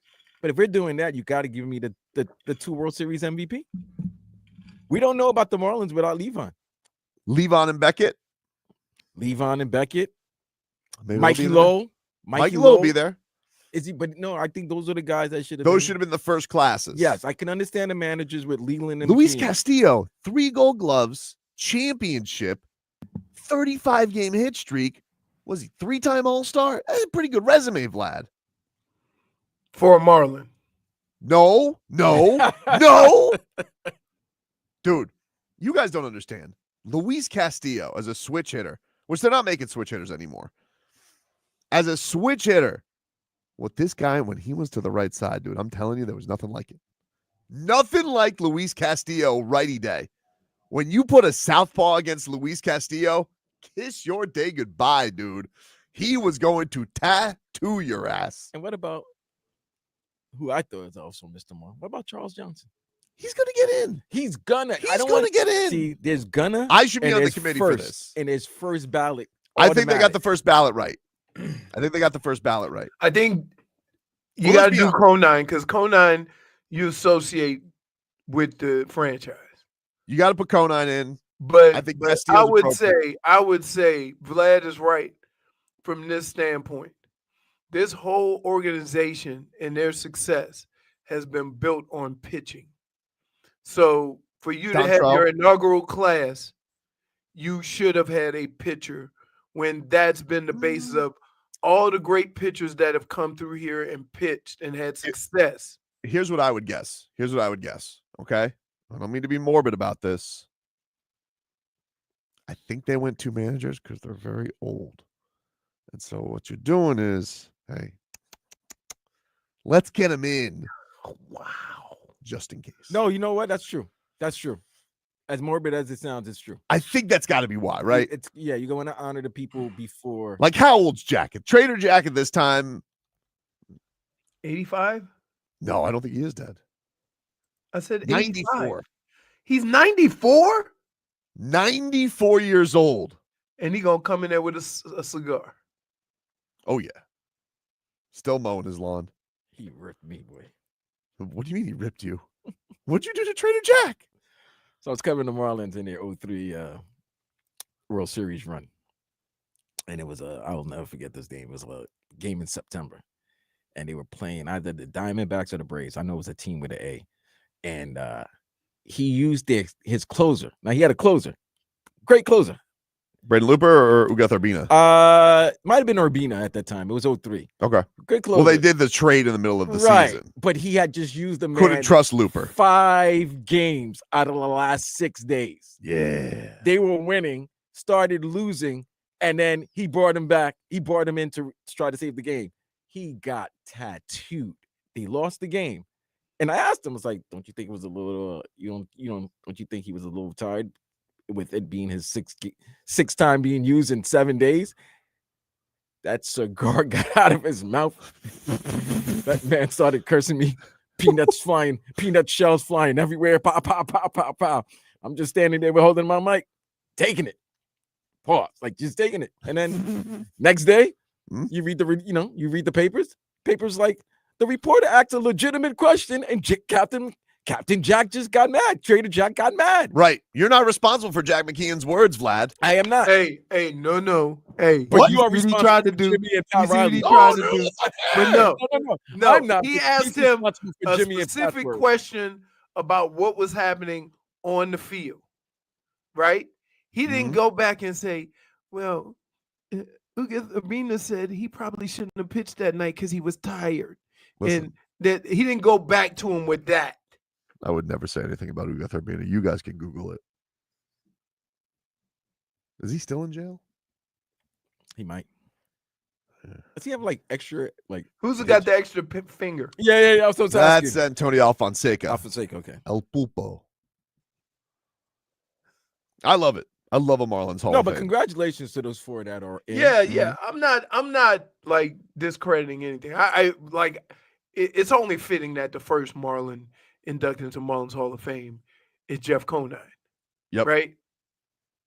Like you don't get Absolutely. the nickname Mr. Marlin and then other people go in before you. Mr. Marlin got to go in first. Agreed. That being said, I would always think with all of the great pitching that you've had here and have won MVPs, that a pitcher would be on the first ballot just because a pitcher. I don't think there's a ballot. I think they just put him in. I don't know who decides. Oh. I should be, if there's a committee, I should be on the committee. No. No, I should. I should be on the You committee. should be on no committees. No, Oh, I can be on the committee. Macho Marlin. The last committee they put you on, you got tired of them by asking you to give you too many. It's not that I got tired of it. They had me in the official bare knuckle rankings as a voter, and I'm just like, I got to be honest with you, I can't keep up. You guys have too many cards, and I'm not watching this every single weekend. I have too many things going on. You gotta get the Fight Network. I felt bad.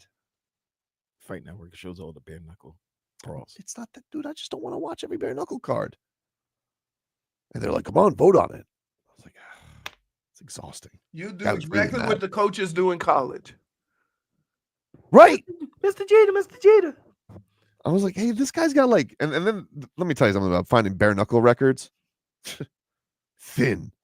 You have to go to them like, hey, this says the guy this guy fought in Peru against a guy with, okay, I'm like, I don't even know if this is real.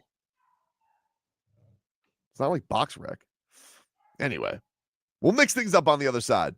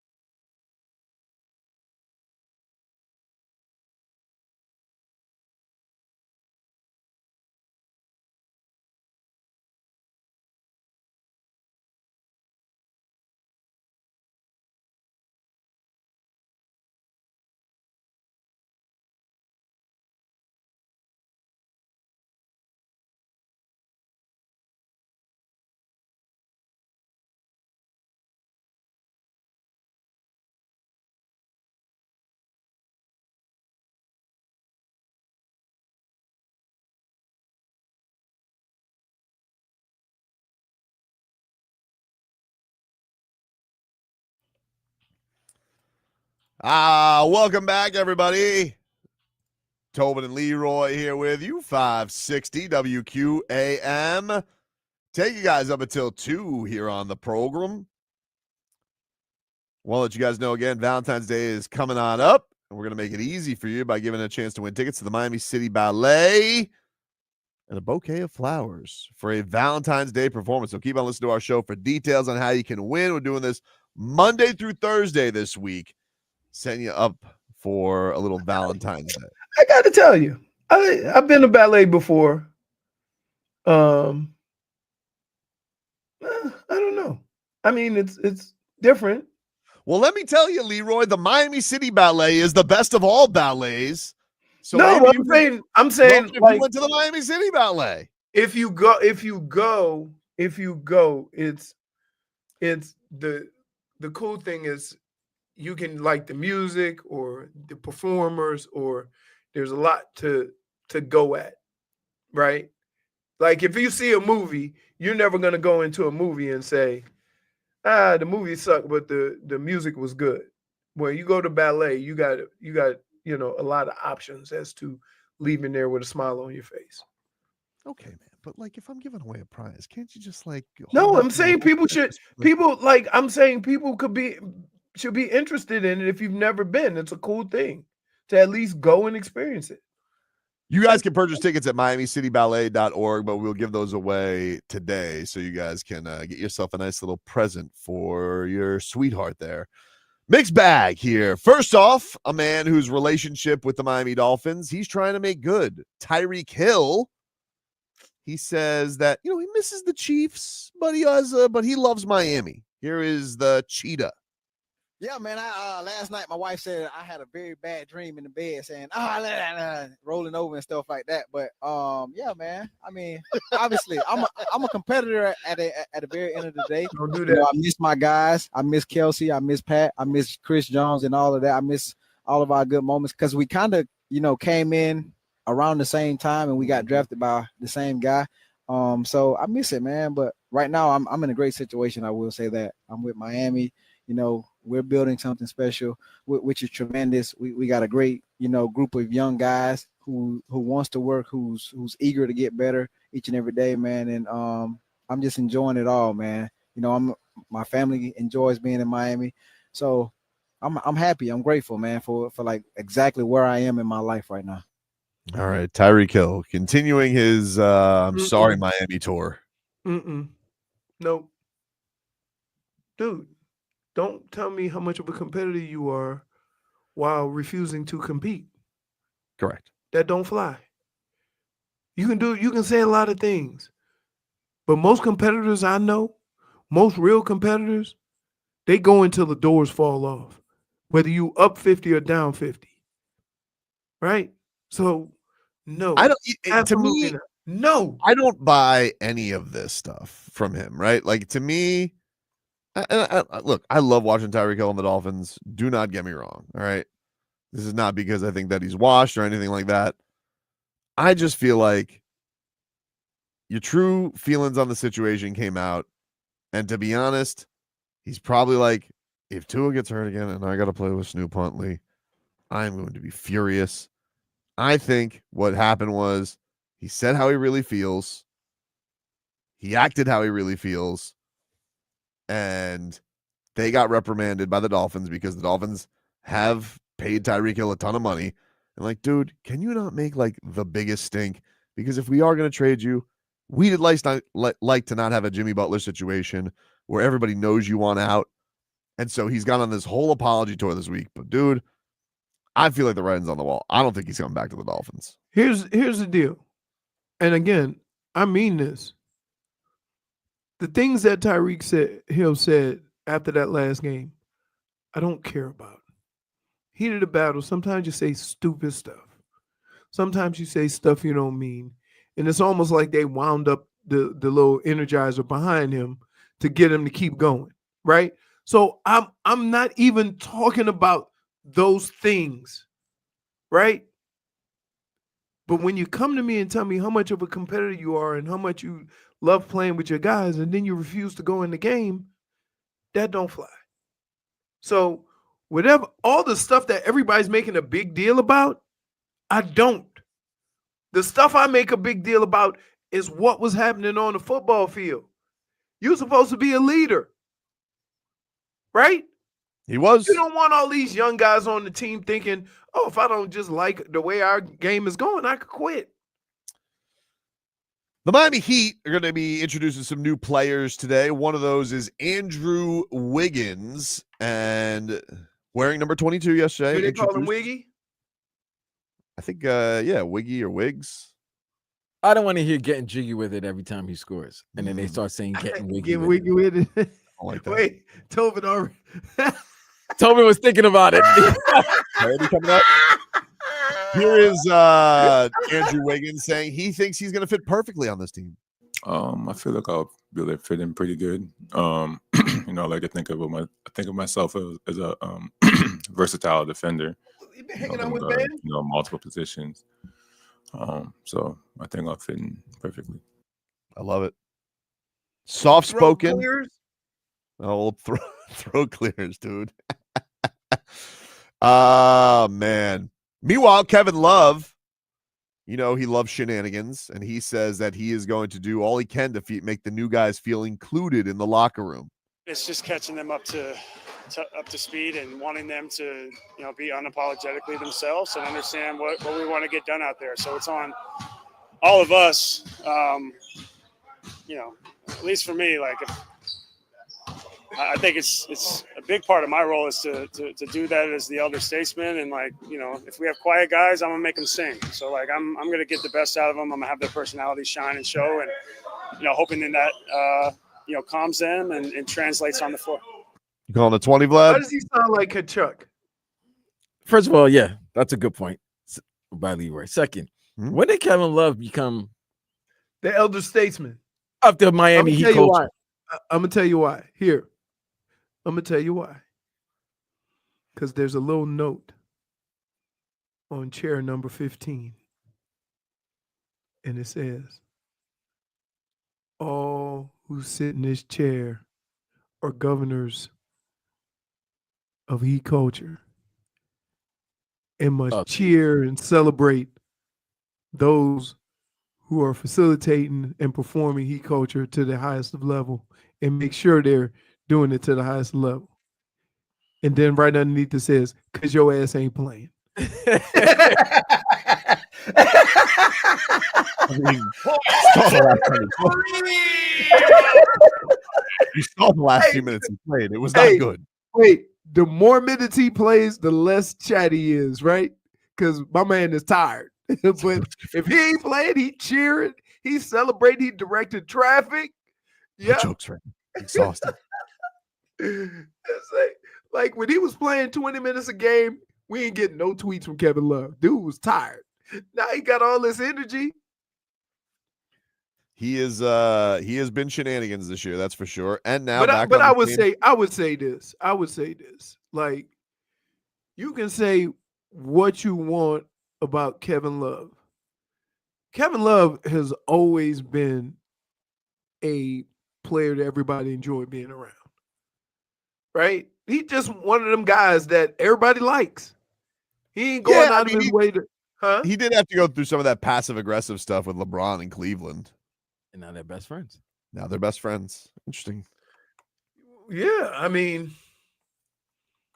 there's a lot of players that go through that, right? And now the man he was traded for to get to Cleveland is his teammate, Andrew Wiggins. Yep. Eric Spoelstra, he said around the drama that, to be honest with you, it could have been a lot worse. Here's Spo. I'm sure it does for everybody, even if, you know, guys aren't just mentioning it outright. There's a little bit of an unknown. You know, for us, it was, 6-8 weeks of not having full clarity. But I think that helped our team develop some grit. Even though our record isn't where we want it to be, it could have been a lot worse. You know, you go through a lot of circumstances like that. I've seen a lot of teams just fall apart, so we were able to develop some grit that I really like when you have those opportunities during a regular season. But now there's clarity. There's good energy in the gym. Like I said, I think it was a different kind of jolt, at this time of year. And we'll see how it plays out on the wood. You okay, Leroy? No! Leroy, I don't need grit. I don't need grit. I don't need grit. I need more than 9 points in a quarter, Spo. Gonzalo. Growing experience. That's not growing experience. We put water on it and it won't grow. How could it be worse? We score 8 points in a quarter? Right. You know what other team has gone through a similar situation? Because he said he's seen other teams For that long? Yeah, I've never seen another team go through that situation. I don't know. Let me tell you something. I don't care how bad the team is in the league. You have to be the best team with the most single-digit quarters that I've ever seen. This is not something I just start talking about. Tobin, how long have I been talking about the single-digit quarters? This is the first time I can recall you saying the single-digit quarter. You're making it out like it's been a record this year, and I think they've only done it twice. Oh, I'm sorry. Then there was a couple times they got to 10 or 11. You know what the hell I'm talking about. I mean, they did have like a run in like November of third quarters like I've never seen. Right. Can I ask a question? I just want to ask a question. How many times does it have to happen before you actually grow? Because I'm hearing we're growing and we're learning from this, but can we get more than 10 or 11 points in a quarter? I think Spo would tell you growth is not always upward. Sometimes growth, goes sideways? different directions. You can grow sideways and then go up and then sideways and down. It happens. It's like a vine, more so than a tree. Dude, now I want to punch you in the face. I'll take my minus. Right? Take your -1. -1. He said sometimes growth is sideways. That's like, I'm telling you what, Spo, if you're listening and you say that, it's go time. It is go time. Either Spo or somebody from the media relations department is listening. They're like, that's good. They're right now. Because he has been using task at hand a lot. Oh my gosh. And finally, Bam Adebayo. He was doing some marketing on Friday night as he was wearing the A1s, Asia Wilson's new signature shoe. And this was him on wearing the Asias. 10 out of 10, top tier. Obviously it's a blessing to be able to do that. And I feel like when the shoe drops in May, I feel like it's going to sell out right away. All right, there you go. I've noticed that a lot of the NBA players are wearing women's shoes. Yeah, Sabrina Ionescu. Yeah, she's got one of the most popular shoes that the Hero's been wearing it. Yeah, the men players have wore. So it's kind of cool. Well, no guys get shoes anymore, right? Like who has signature shoes anymore? They do. There's probably like 20 guys. Ja has one. Zion has one. Zion has a shoe? Yeah. They got to regret that one. What are you going to do? Like, how long are these shoe deals? Like, how long do they got to be Jason on the hook Tatum for? got one. It's basically you sign a contract Mm-hmm. with the company, and then they decide to come out with your own shoe. It doesn't mean you get one right away. I know Giannis has a shoe, but I always Jordan was the only one that got a cut of it. And of course, Bron. I know LeBron and I know LeBron and KD have shoes. Yeah. Steph but Curry has his for Under Armour. But he's with Under Armour. And now Kawhi kicked off the New Balance era. Yeah. I think the guy who has the most popular shoe for the kids is LaMelo, actually. Yes. LaMelo's shoes are really popular.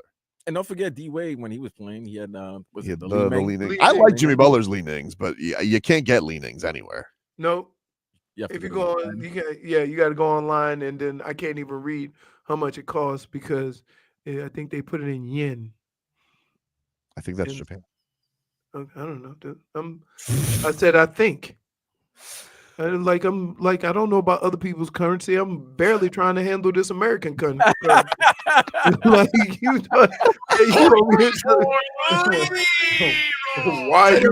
why are you not familiar with the currency of other countries? Sorry, dude. Take a break. Back after this.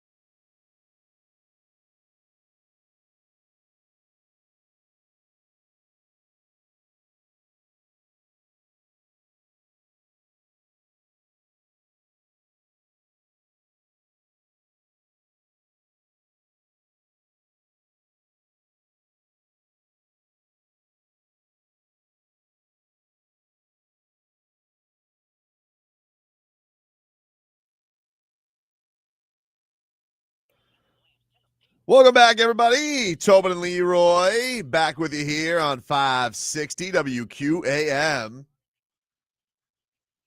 Take you guys up until 2 here on the program. Found somebody who likes making little tunes. Mm-hmm. I sent it to you on Twitter. Twitter? Right. Yeah. What you got here? I don't see it though, dude. Not seeing it. Oh, I got you. You got to listen to it. It's okay. I'll check it out. You be impressed. Okay. Just say Cooper DeJean with the Billie Jean music, and he did a parody. I like it. Let's get to headlines brought to you by Doral Kia. At Doral Kia, choose from over 500 new Kia miles in inventory at the Sportage, the Sorrento, and the Telluride. Remember, when it comes to Kia, the great deals are at Doral Kia. The Super Bowl yesterday, Eagles destroyed the Chiefs. Vlad, let me apologize because I thought there was a Heat game that you were working because I planned on inviting you. I really did. 2 people I didn't ask was Vlad and Dan because I thought they were working. No, we did work earlier that day, 1 to 4. But yeah, I live down the street from you, by the way. No. Don't make me feel worse. Just to make it worse. When I saw Courtney, I was like, "Damn, Southwest Ranchers, like that's down the street." Okay. No, my bad. That's all good, man. Because I'm gonna tell you what. I figure you needed more brothers out there to help you out to balance it. There was a boatload of food. You guys have a lot of leftovers? No, I make people take it. Take some food with you. Some ribs. My son took half a cake. Half a cake? It seemed like it. I'm like, how big are those slices? Man, he was. Hey. I mean, he knocked out. That dude was swimming the whole time. Yeah, I would So say you gave them the itis, Leroy? Oh yeah. I would say this though. He was my only little worker bee in the pool. I had to get something put back into the when the little tunnel comes out of the cleaner. Yep. And so he had to put it back in there for me. But yeah, he never stopped running. He played with the dog, right? Everybody loves the dog. Everybody loves Zeus. The other ones are, yeah. Luna hates me. Believe it or not, Zeus is the worst with new dogs. So Robbie has brought somebody. She wanted to bring her dog. And I'm like,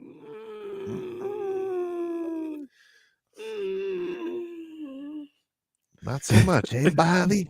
Did you see? I don't trust. And then I don't. It's not. She had a cute little dog. I didn't trust my. I don't trust my dogs because they go from play with you to treating you like a chew toy in 2 seconds. Who had that rat dog? Whose dog was that? Oh my goodness, that might have been the funniest. So, Luna, she barks at all she does bark, right? But she took a liking to the little dog, but not in a good way. She was following the dog around like she wanted to chew him up, right? It's like snack. So my man had to go inside, right? My Harper, my sister-in-law's husband, had to go into the house and he had a chicken wing in his hand and he was walking the dog. The dog is this big, by the way, right? Walking the dog in the house. And Luna had been following him around. So when he came in the house, Luna went after the dog. So he had the chicken wing in his hand and he just took the leash and lift the dog up, the little dog up like this. I'm like, like a noose? Yes. I'm like, yo, dude, you can't, I got the chicken wing. I'm not putting that down. He's holding the dog up. Luna's standing under him, waiting for him to let the dog down. I'm like, wait, this poor dog has got to be terrified. So I ain't gonna lie. Somebody did ask this question. I wanted to know who brings dogs to other people's house -1 for a party. That is a -1. my sister-in-law. Minus He brought her Families dog. become very big on like this happens at my in-laws house all the time too, where people just bring their dogs to every holiday. And I'm like, hey man, your dog will be all right for a few hours. Like this happens with our Thanksgiving all the time. Like we host Thanksgiving a lot. And like I'm like, there's 4 extra dogs here. I'm like, what? Vlad, I just read that. That's hilarious because you know somebody get them T-shirts, right? Somewhere in Africa, they think the Chiefs 3-peat. Does Pat Riley still get that cut? I don't know. No, they didn't There's sell him. some kid right now. You can only get a cut if you sell him. You know, some guy, you know, Little Kunta, there's right now, he's got a 3-peat Chiefs shirt right now. Because the shirts are bought. Like he's got to get some kind of cut. Like he got that deal going. Everybody on the Heat yesterday, by the way, The shirts are made. They haven't been sold yet. everybody at the Heat yesterday, Spo, Love, Bam, they all said they were all rooting for the Chiefs because apparently Riley promised them some kind of hobnobbing party with some fancy wine if he got that money. Oh, I don't want that to be the only celebration for the Heat of, you know, enjoying somebody else winning the title. You don't want that. Listen, right now, I just want to win over the Celtics tonight. Can I get a win over the Celtics tonight? Yeah. Andrew, please. Anyway, did you see your boy Randy Moss yesterday return to the set? Oh, did he? Yeah, he returned to work. We were just asking about Randy. We were talking about Randy yesterday. Yeah, he was. They did a montage. A lot of people welcoming him back, including Dante Culpepper. Speaking of montage, did you see you being mentioned by one Bill Belichick? It was the craziest thing. So here's how it went because somebody sent it to me. Bill Belichick did a thing with Tyrann Mathieu, and they went to my old high school, which is a tiny school. And then they have a wall of champions on the wall. And they were going through all the list of the people that played in the NFL. You know, Tyrann, we had Leonard Fournette, there's a couple of offensive linemen, you know, a lot of guys from a school that only has 600 people. And he goes, "Oh, I coached Leroy." And they started having a conversation. And I was like, and they started showing video. And somebody sent it to me. I'm like, oh. Like, all right. That's cool. Where did that air? That was on the ESPN pregame? Was it ESPN or the Fox? I'm not sure. That's cool. But yeah. So I never saw it. Somebody sent it to me. I want to see it. Huh? I want to see it. Send it to me. Yeah. That's why I could pull a sports report. Well, Like, hey! 2 things the chat wants to know, Tobin and Leroy. Yeah. What's that? One, was that Robbie's girlfriend?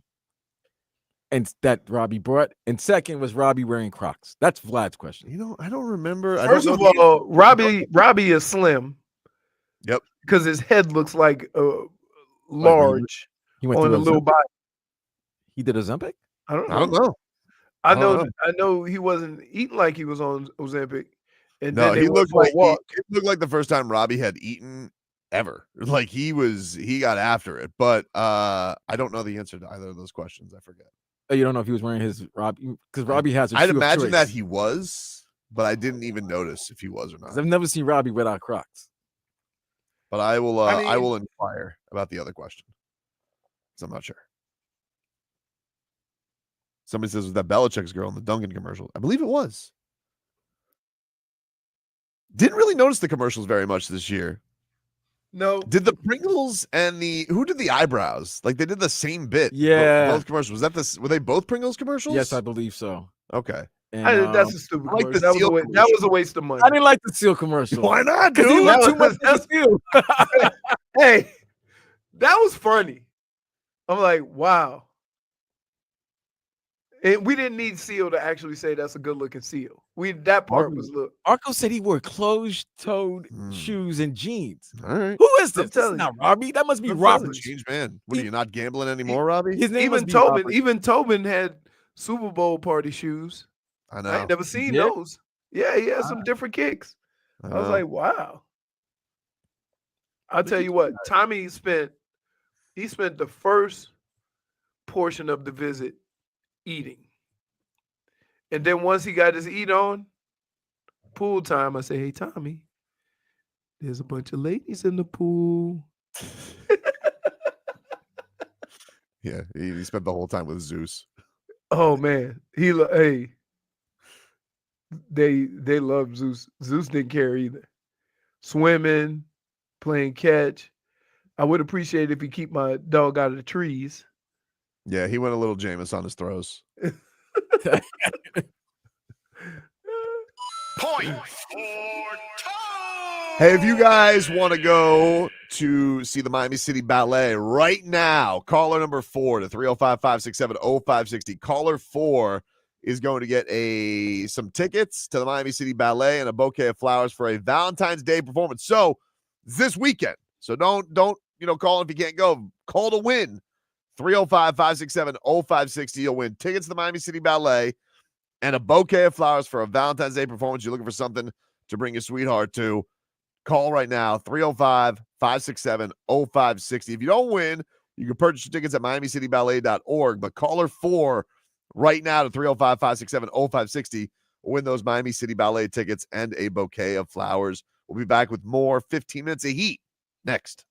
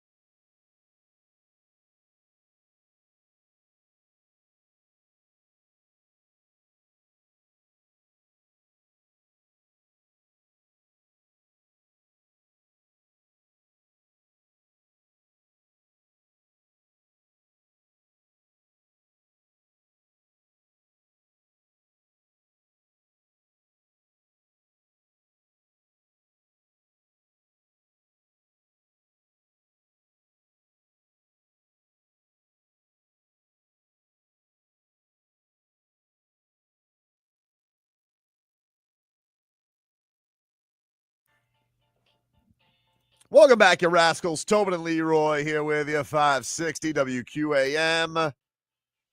Take you guys up until 2 here on the program. If you missed any of today's show, download the Tobin and Leroy podcast. You guys can go watch it on our YouTube page, Miami 560 WQAM. We stream there live every day. Appreciate everybody who is tuned in, and to all our Twitchers as well.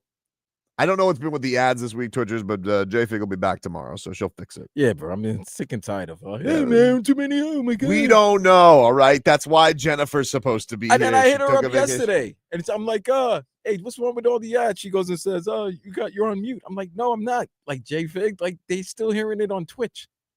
I don't know. She'll have to fix it, dude. Fix it. When she gets here, I'll just demand she fixes it. That's what I do. So we'll try and figure that out.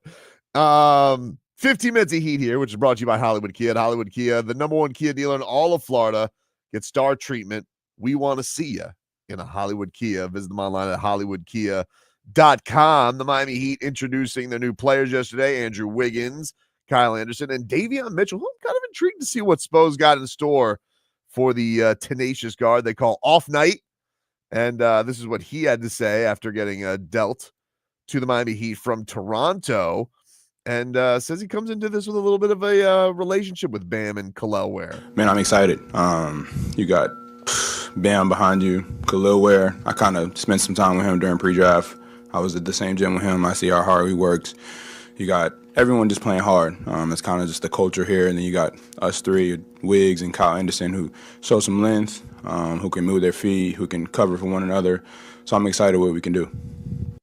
Really like this. They said yesterday it was a great practice, a jolting practice, as Spo put it yesterday. No pressure, Andrew Wiggins. I'm not saying that you got to go out there. No. What do you mean? You can tell me all that stuff with Spo. We got issues right You're now. down on Spo, dude. You're down on Spo. Because did you hear what he said? What did he say, dude? They just scored a 9-point quarter and said it's been worse. It could be a lot worse. That's all he was saying. He's saying it could be a lot worse. No. Yeah. The only way that quarter could have been worse is if you just stayed on the bench and not played that quarter and scored 0 points. In 12 minutes, however many NBA players you put out there on the court only scored 9 points. All I need is Andrew Wiggins to have a better debut than Jimmy Butler, and I'll be all right. So all I'm asking tonight, Wiggs, is 27, a couple steals on Jason Tatum. That is so petty. Why? You think the Celtics went to watch the Super Bowl in some establishment down here? Yeah, probably. They love it down here. They celebrated their championship down here. They hate Boston so much. They're like, why would we want to celebrate in this bum town? You go celebrate in a real town like Miami. That's where you should party. No pressure, Andrew Wiggins, though. Listen, I don't mean to put any pressure on you. I don't want to put any pressure on you because it's not your fault. Listen, you in all of this, like you're the only guy who was like as even keeled, and he's just like he didn't even want to go. He's like, I liked Golden State, but now he's here. Yeah, he almost won MVP there. He did. He was great for them on their championship team. But hey, Andrew, here's what I would say though, dude. Look how fast they forget, huh? Look how fast they forget a champion. Because let's be real about it, Andrew. Those rats in Golden State, Steph Curry and Draymond Green, did you see him this last game? Hobnobbing with Jimmy Butler. You can't even, your mouth won't even let you say rat and Steph Curry in the same sentence. No. This is Steph Curry. Andrew, listen to me. Wiggs. Steve Kerr, he sat up there, putting on a whole dog and pony show. Oh, I'm going to miss Andrew Wiggins so much. Boo! And then all of a sudden, Jimmy Butler gets you 13 free throw, goes, wow. We haven't had that. You know what's amazing? You see how there's two fan bases that did that. Golden State and Miami's going, wow. I don't know what to tell you. Like he was gonna die. Like you want you don't. There's nothing you can tell me. Why am I not more mad at him? I should don't be know. so team petty on this. If anybody were to do something like that, you would usually I would flip a hose lid. them down. Why can't I bring myself to do it to him? You're scared of Jimmy. I tell you what, though, I did take tactics. I muted him on Instagram. I couldn't take it anymore. I'm like, get this out of here. I need to see this in Really? my face. It's Really? already enough. Really? How many points did the Heat score last game in the fourth quarter? 9. 9 points. 9. 9. Yep. Dude, 9 points. Jimmy scored that at the free throw line in his last game. Yeah, well, he wasn't being that aggressive here, so. No, he was not. No, he wasn't. Nothing says I care less than a one-legged three. We're going to miss Andrew Wiggins so much. Oh, he should be on the team. Wow. Did you see that? Look how fast they forgot, Andrew. Okay. So you take. Wait, can I just say, your side job What? should not be motivational speaker. I'm telling him right now, dude. I'm telling him right I don't now. know why you think you can make everybody else petty like you. I'm And telling then you, Andrew. set the scenario up where you would be petty. Right? You set the situation up that would make you petty. Yeah. But nobody else falls for it. Crocodile tears. That's what they had. Oh, we miss Andrew so much. I think Tiersky nailed it. Tiersky 86 nailed it. Tobin's denial of his involvement is making him hate Jimmy less. I don't know what it is. I don't know. That's what it is. I don't Great, get- great It's point. called It is my guilt. involvement. It's called guilt. It's guilt. Like, like, man, I don't know why I could be mad at Pat and Jimmy. I did kind of stir it up when I went I didn't back and forth. stir it Hey, up. you know what? No. You know, this is high school. High school, somebody come over to you and say, hey, your boy over there putting you on blast. What'd he say? Right? And then you say something, and then he go back to the other dude and say, hey, your boy ain't having none of that. Right? So yeah, there you go. Dave That's South you. says, Tobin looking in the mirror with his flip flopping. I just thought it was very unbecoming of Steve Kerr. That's all. Or were you more upset Jimmy scored 25? And the way he was celebrating with the bench as if they've been together. Hobnobbing. Oh, that was Oh hobnobbing. my That God. wasn't hobnobbing. That Best was- friends with Steph Curry. Yeah. I mean, dude, he's never seen a guy go crazy like that in a quarter. Well, it's kind of his whole point. He was like, what about me, Damian Lillard? This So- could have been the whole thing. So maybe the reason why you're not upset with Jimmy is because you kind of see his point when you were. I do see his point. I don't like how he exited. His Hey. exit was atrocious. But I saw his point the whole time. I see his point too. My whole argument or problem I had with this was not any other than I'm tired of athletes telling me how much they love competing and then quit. I think the true test is not going to be if he's good. It's going to be how happy I am if he stinks up the joint. Because, like when I would watch LeBron on the Cavs, when he was good, I'd be like, ugh, annoying, because that's what he does. But I would really be happy when he stunk up the joint, which was rare. So They went to first straight NBA finals and he won one. remember the one where he faked breaking his hand? That was great. No. He did break his head. Oh, okay, dude. Dude, if J.R. Smith cost you the Okay, game, dude. you're going to break your hand. He's the most impenetrable force ever, but he broke a dry erase board, and that shattered LeBron James. I mean, look, dude, Amari Stoudemire broke his hand hitting a He hit glass. Okay. You don't know how hard that board was? I got a feeling LeBron could break it like Mr. Miyagi if he wanted to. Listen, man, J.R. Smith does something like that, you're gonna want to punch something out. By the way, why does Jaime Jaquez keep getting on the injury report with the BGs? Bubble guts? What's going on with this? dude. It's like the fourth time this year. I'm just saying, maybe What he is he doesn't like eating like that? I don't know. I don't know. Might be the Cuban food, but they don't use spice. I'm not saying anything. This is not Vlad. But maybe then the cuisine down here is not to his liking. I don't know. Very strange. It is less healthier than where he came from.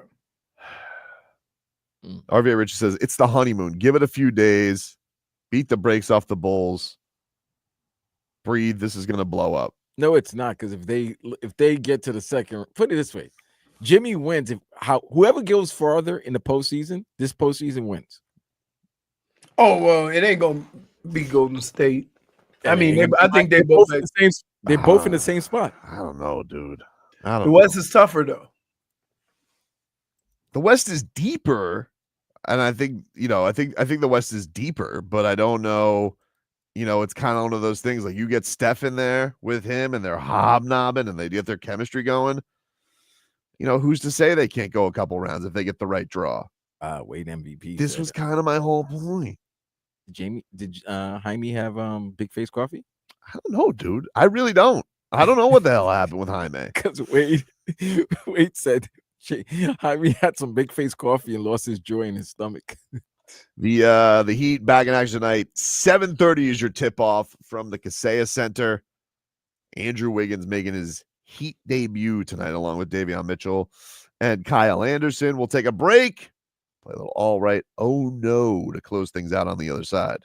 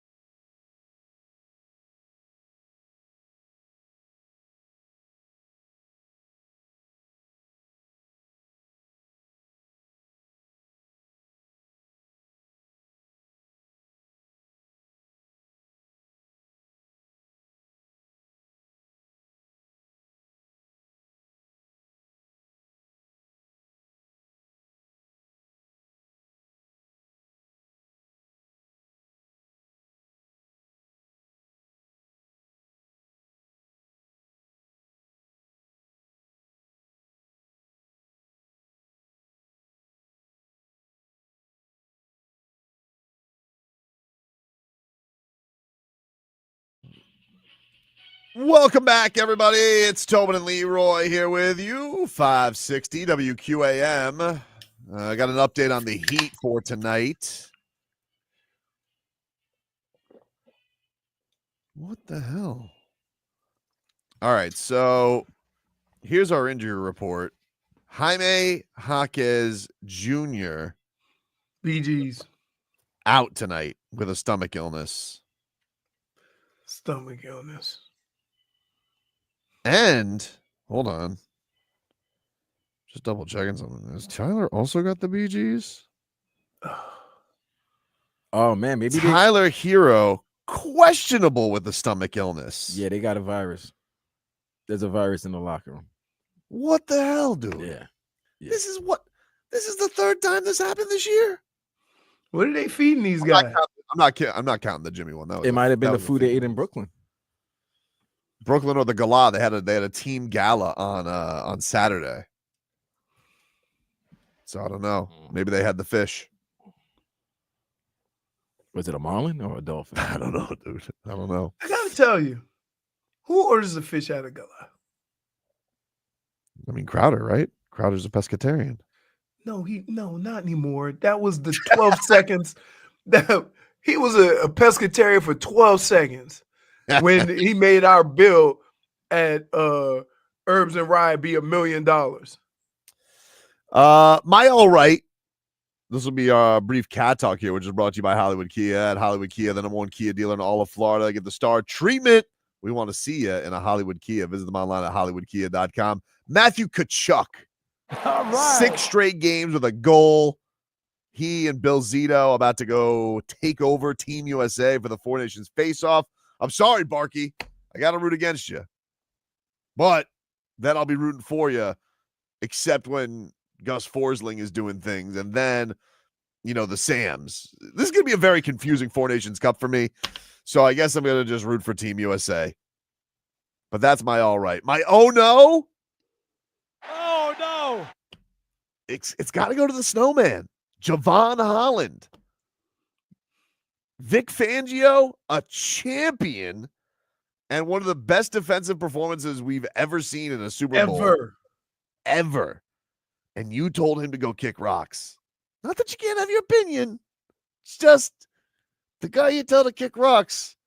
Well, he's going to now have a lot of rocks on his ring finger. Hey, sometimes a little uncomfortability puts you in the best possible situation to succeed. I think now in today's world, everybody want to feel good about everything that they do and how they doing it. And sometimes to be successful, you got to put yourself in an uncomfortable situation. I agree, Leroy. What's your all right no for today? My all right is going to go to all the people that came around, watched the Super Bowl. It was fun. Y'all got to meet some of my golf buddies. All right. And some family. Had some of the male side of the family over, some neighbors, same people. If you can, Tobin, you know all those people. So that's no big deal, except for Ben. Ben was new. New guy. The new guy. Yep. Other than that, it was pretty awesome. My oh no, and this is very, very, very, very, very real. Vlad, I honestly thought you were working. Right? I did, because I knew. I said, who am I call? Oh, Jay Fig is not out of town. I'm like, Vlad, oh, he got to work. So that was my bad, because you always welcome Miles, brother. Always. Even though we had, huh? I appreciate that. First time. Yeah, no, I didn't like. Oh, that's the first time you said, you're always welcome. Yeah, that ain't like me, right? That is not like you. Because I'm gonna tell you what, Vlad, there's enough food to feed 3 times the amount of people that was there. You could have fed the bullpen. That's actually pretty full right now. That being said, damage is done. Yeah, I know. Damage is done. I'll take it. I gotta take it. Third Jaime Jaquez illness. Anyway. That might be why his jump shot is off, because every time he land, he's scared he got to go make a boo-boo. There's nothing worse if you jump and you feel like, it's about to come down. You're gonna, Hey, I've had guys tight cheeking out of practice all the time. they do something physical, and you see them doing the speed walk like they're in the Olympics. He They're does a lot of walking all shake. crazy. He does a lot of shaking in the post. You know, you got to be careful. Yeah. Vlad, what's your all right? Oh no. All right, got to give it to the Super Bowl champs, man. Got to give the all right to the Hey, Philadelphia Eagles. it wasn't. Hey, you can't even. Hey, that beat down was so bad, Toby. You can't even say nothing about the refs. Yeah, you can't. And it was one of the few times where people knew who the better team was, and they were right. And it was definitive. And it was the definitive, like nothing. Yeah. Yes. Yep. My own no. Oh no! Light skinned brothers last night, man. The light skinned brothers took an ass whipping, man. Patty Mahomes, one of those worst performances of his life, and a guy who was on the other side of the world in the most eyes on a single event had the whole world singing A minor. Drake, yeah, you took the biggest L last Is he night. lashing out in Australia? He could be lashing out. He can. All right. Because wait, Ladies and because gentlemen. Kendrick Lamar have that type of pettiness where he'll get over and go over there, and you know what I'm saying? A man looked at the camera and said, "Hey Drake, I heard you like him young." Like he looked at the camera, like dude, A real showman. that was It was great. that was pettiness at levels I've never seen before. It was GOAT level of pettiness. So I got to give the oh no to Drake. Oh no, because I mean, by the way, the halftime show for y'all, like, I know who Kendrick Lamar is, right? And I know he's a hell of a performer, whatever. But to see them all together, I didn't realize, oh, yeah, oh, that's right. So he's been doing it for a minute. So when y'all talk about stars, now, me personally, being from New Orleans, right? I would have definitely did the New Orleans thing because New Orleans is known for music. So when you come to the Super Bowl in New Orleans, I would like them to show New Orleans music in whatever way they can, whether it's through rap, jazz, or whatever. If they could have did some kind of collaboration that way, it would have been much appreciated. But that's my only complaint with it, because I would say Lil Wayne is bigger than Kendrick Lamar. Yeah, but here's the thing though. I would say Wayne might be a little bit more known than Kendrick, but I think they would have put the same performance. I don't think people are gonna hear a half leaned out person rap it. You understand? Like after a while, it's just you're looking for a performance you want to, dance or whatever, have fun with. Not most performances with hip hop artists, unless you know the music, you're gonna be dancing. Correct. Like it's not for the intangibles unless you're down. Which Like, is why I gave Kendrick Lamar his, because he had everybody going, right? It wasn't. He put on. It wasn't no Art God Savi show. You know what I mean? It wasn't no Art God Savi Which, show. by the way, he's lashing out in the chat. Oh, I right know, now because he's such a Drake, such an Aubrey fan. He's trying to convince everybody. Goes, this isn't good, right? Everybody's like in the back of the behind, and he's like, this sucks, right? I'm like, I mean, it's pretty good. So, hey, Vlad, we had an intangibles debate. Did you? Yeah. So Marcos brought the little tadpole over. Oh, that's awesome.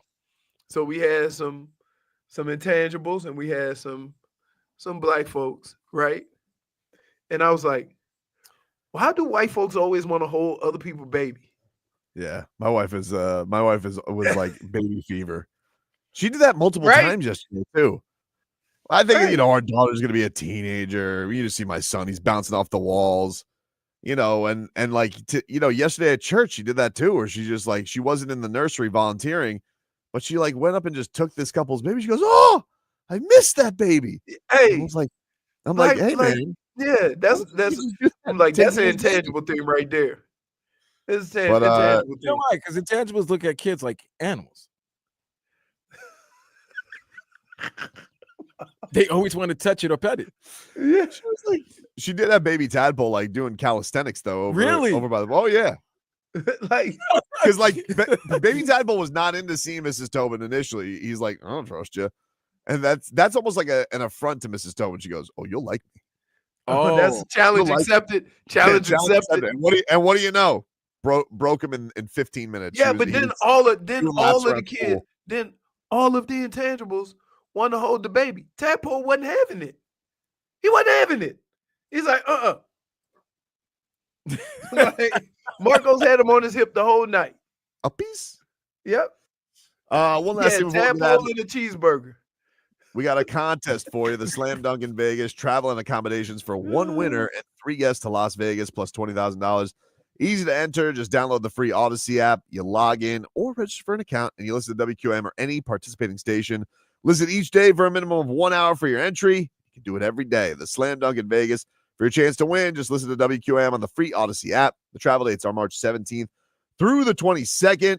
And when in Las Vegas, stay at the Circa Resort and Casino, Las Vegas' premium sports viewing destination, and visit the biggest March hoops party and stadium swim.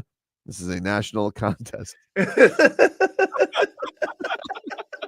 Oh, God, so this baby tadpole woke up and said, "I'm sore, Papa. Too much calisthenics, Papa." Oh, and man. he said the next name of his mixtape is going to be Tadpole and Cheeseburger. Oh, man.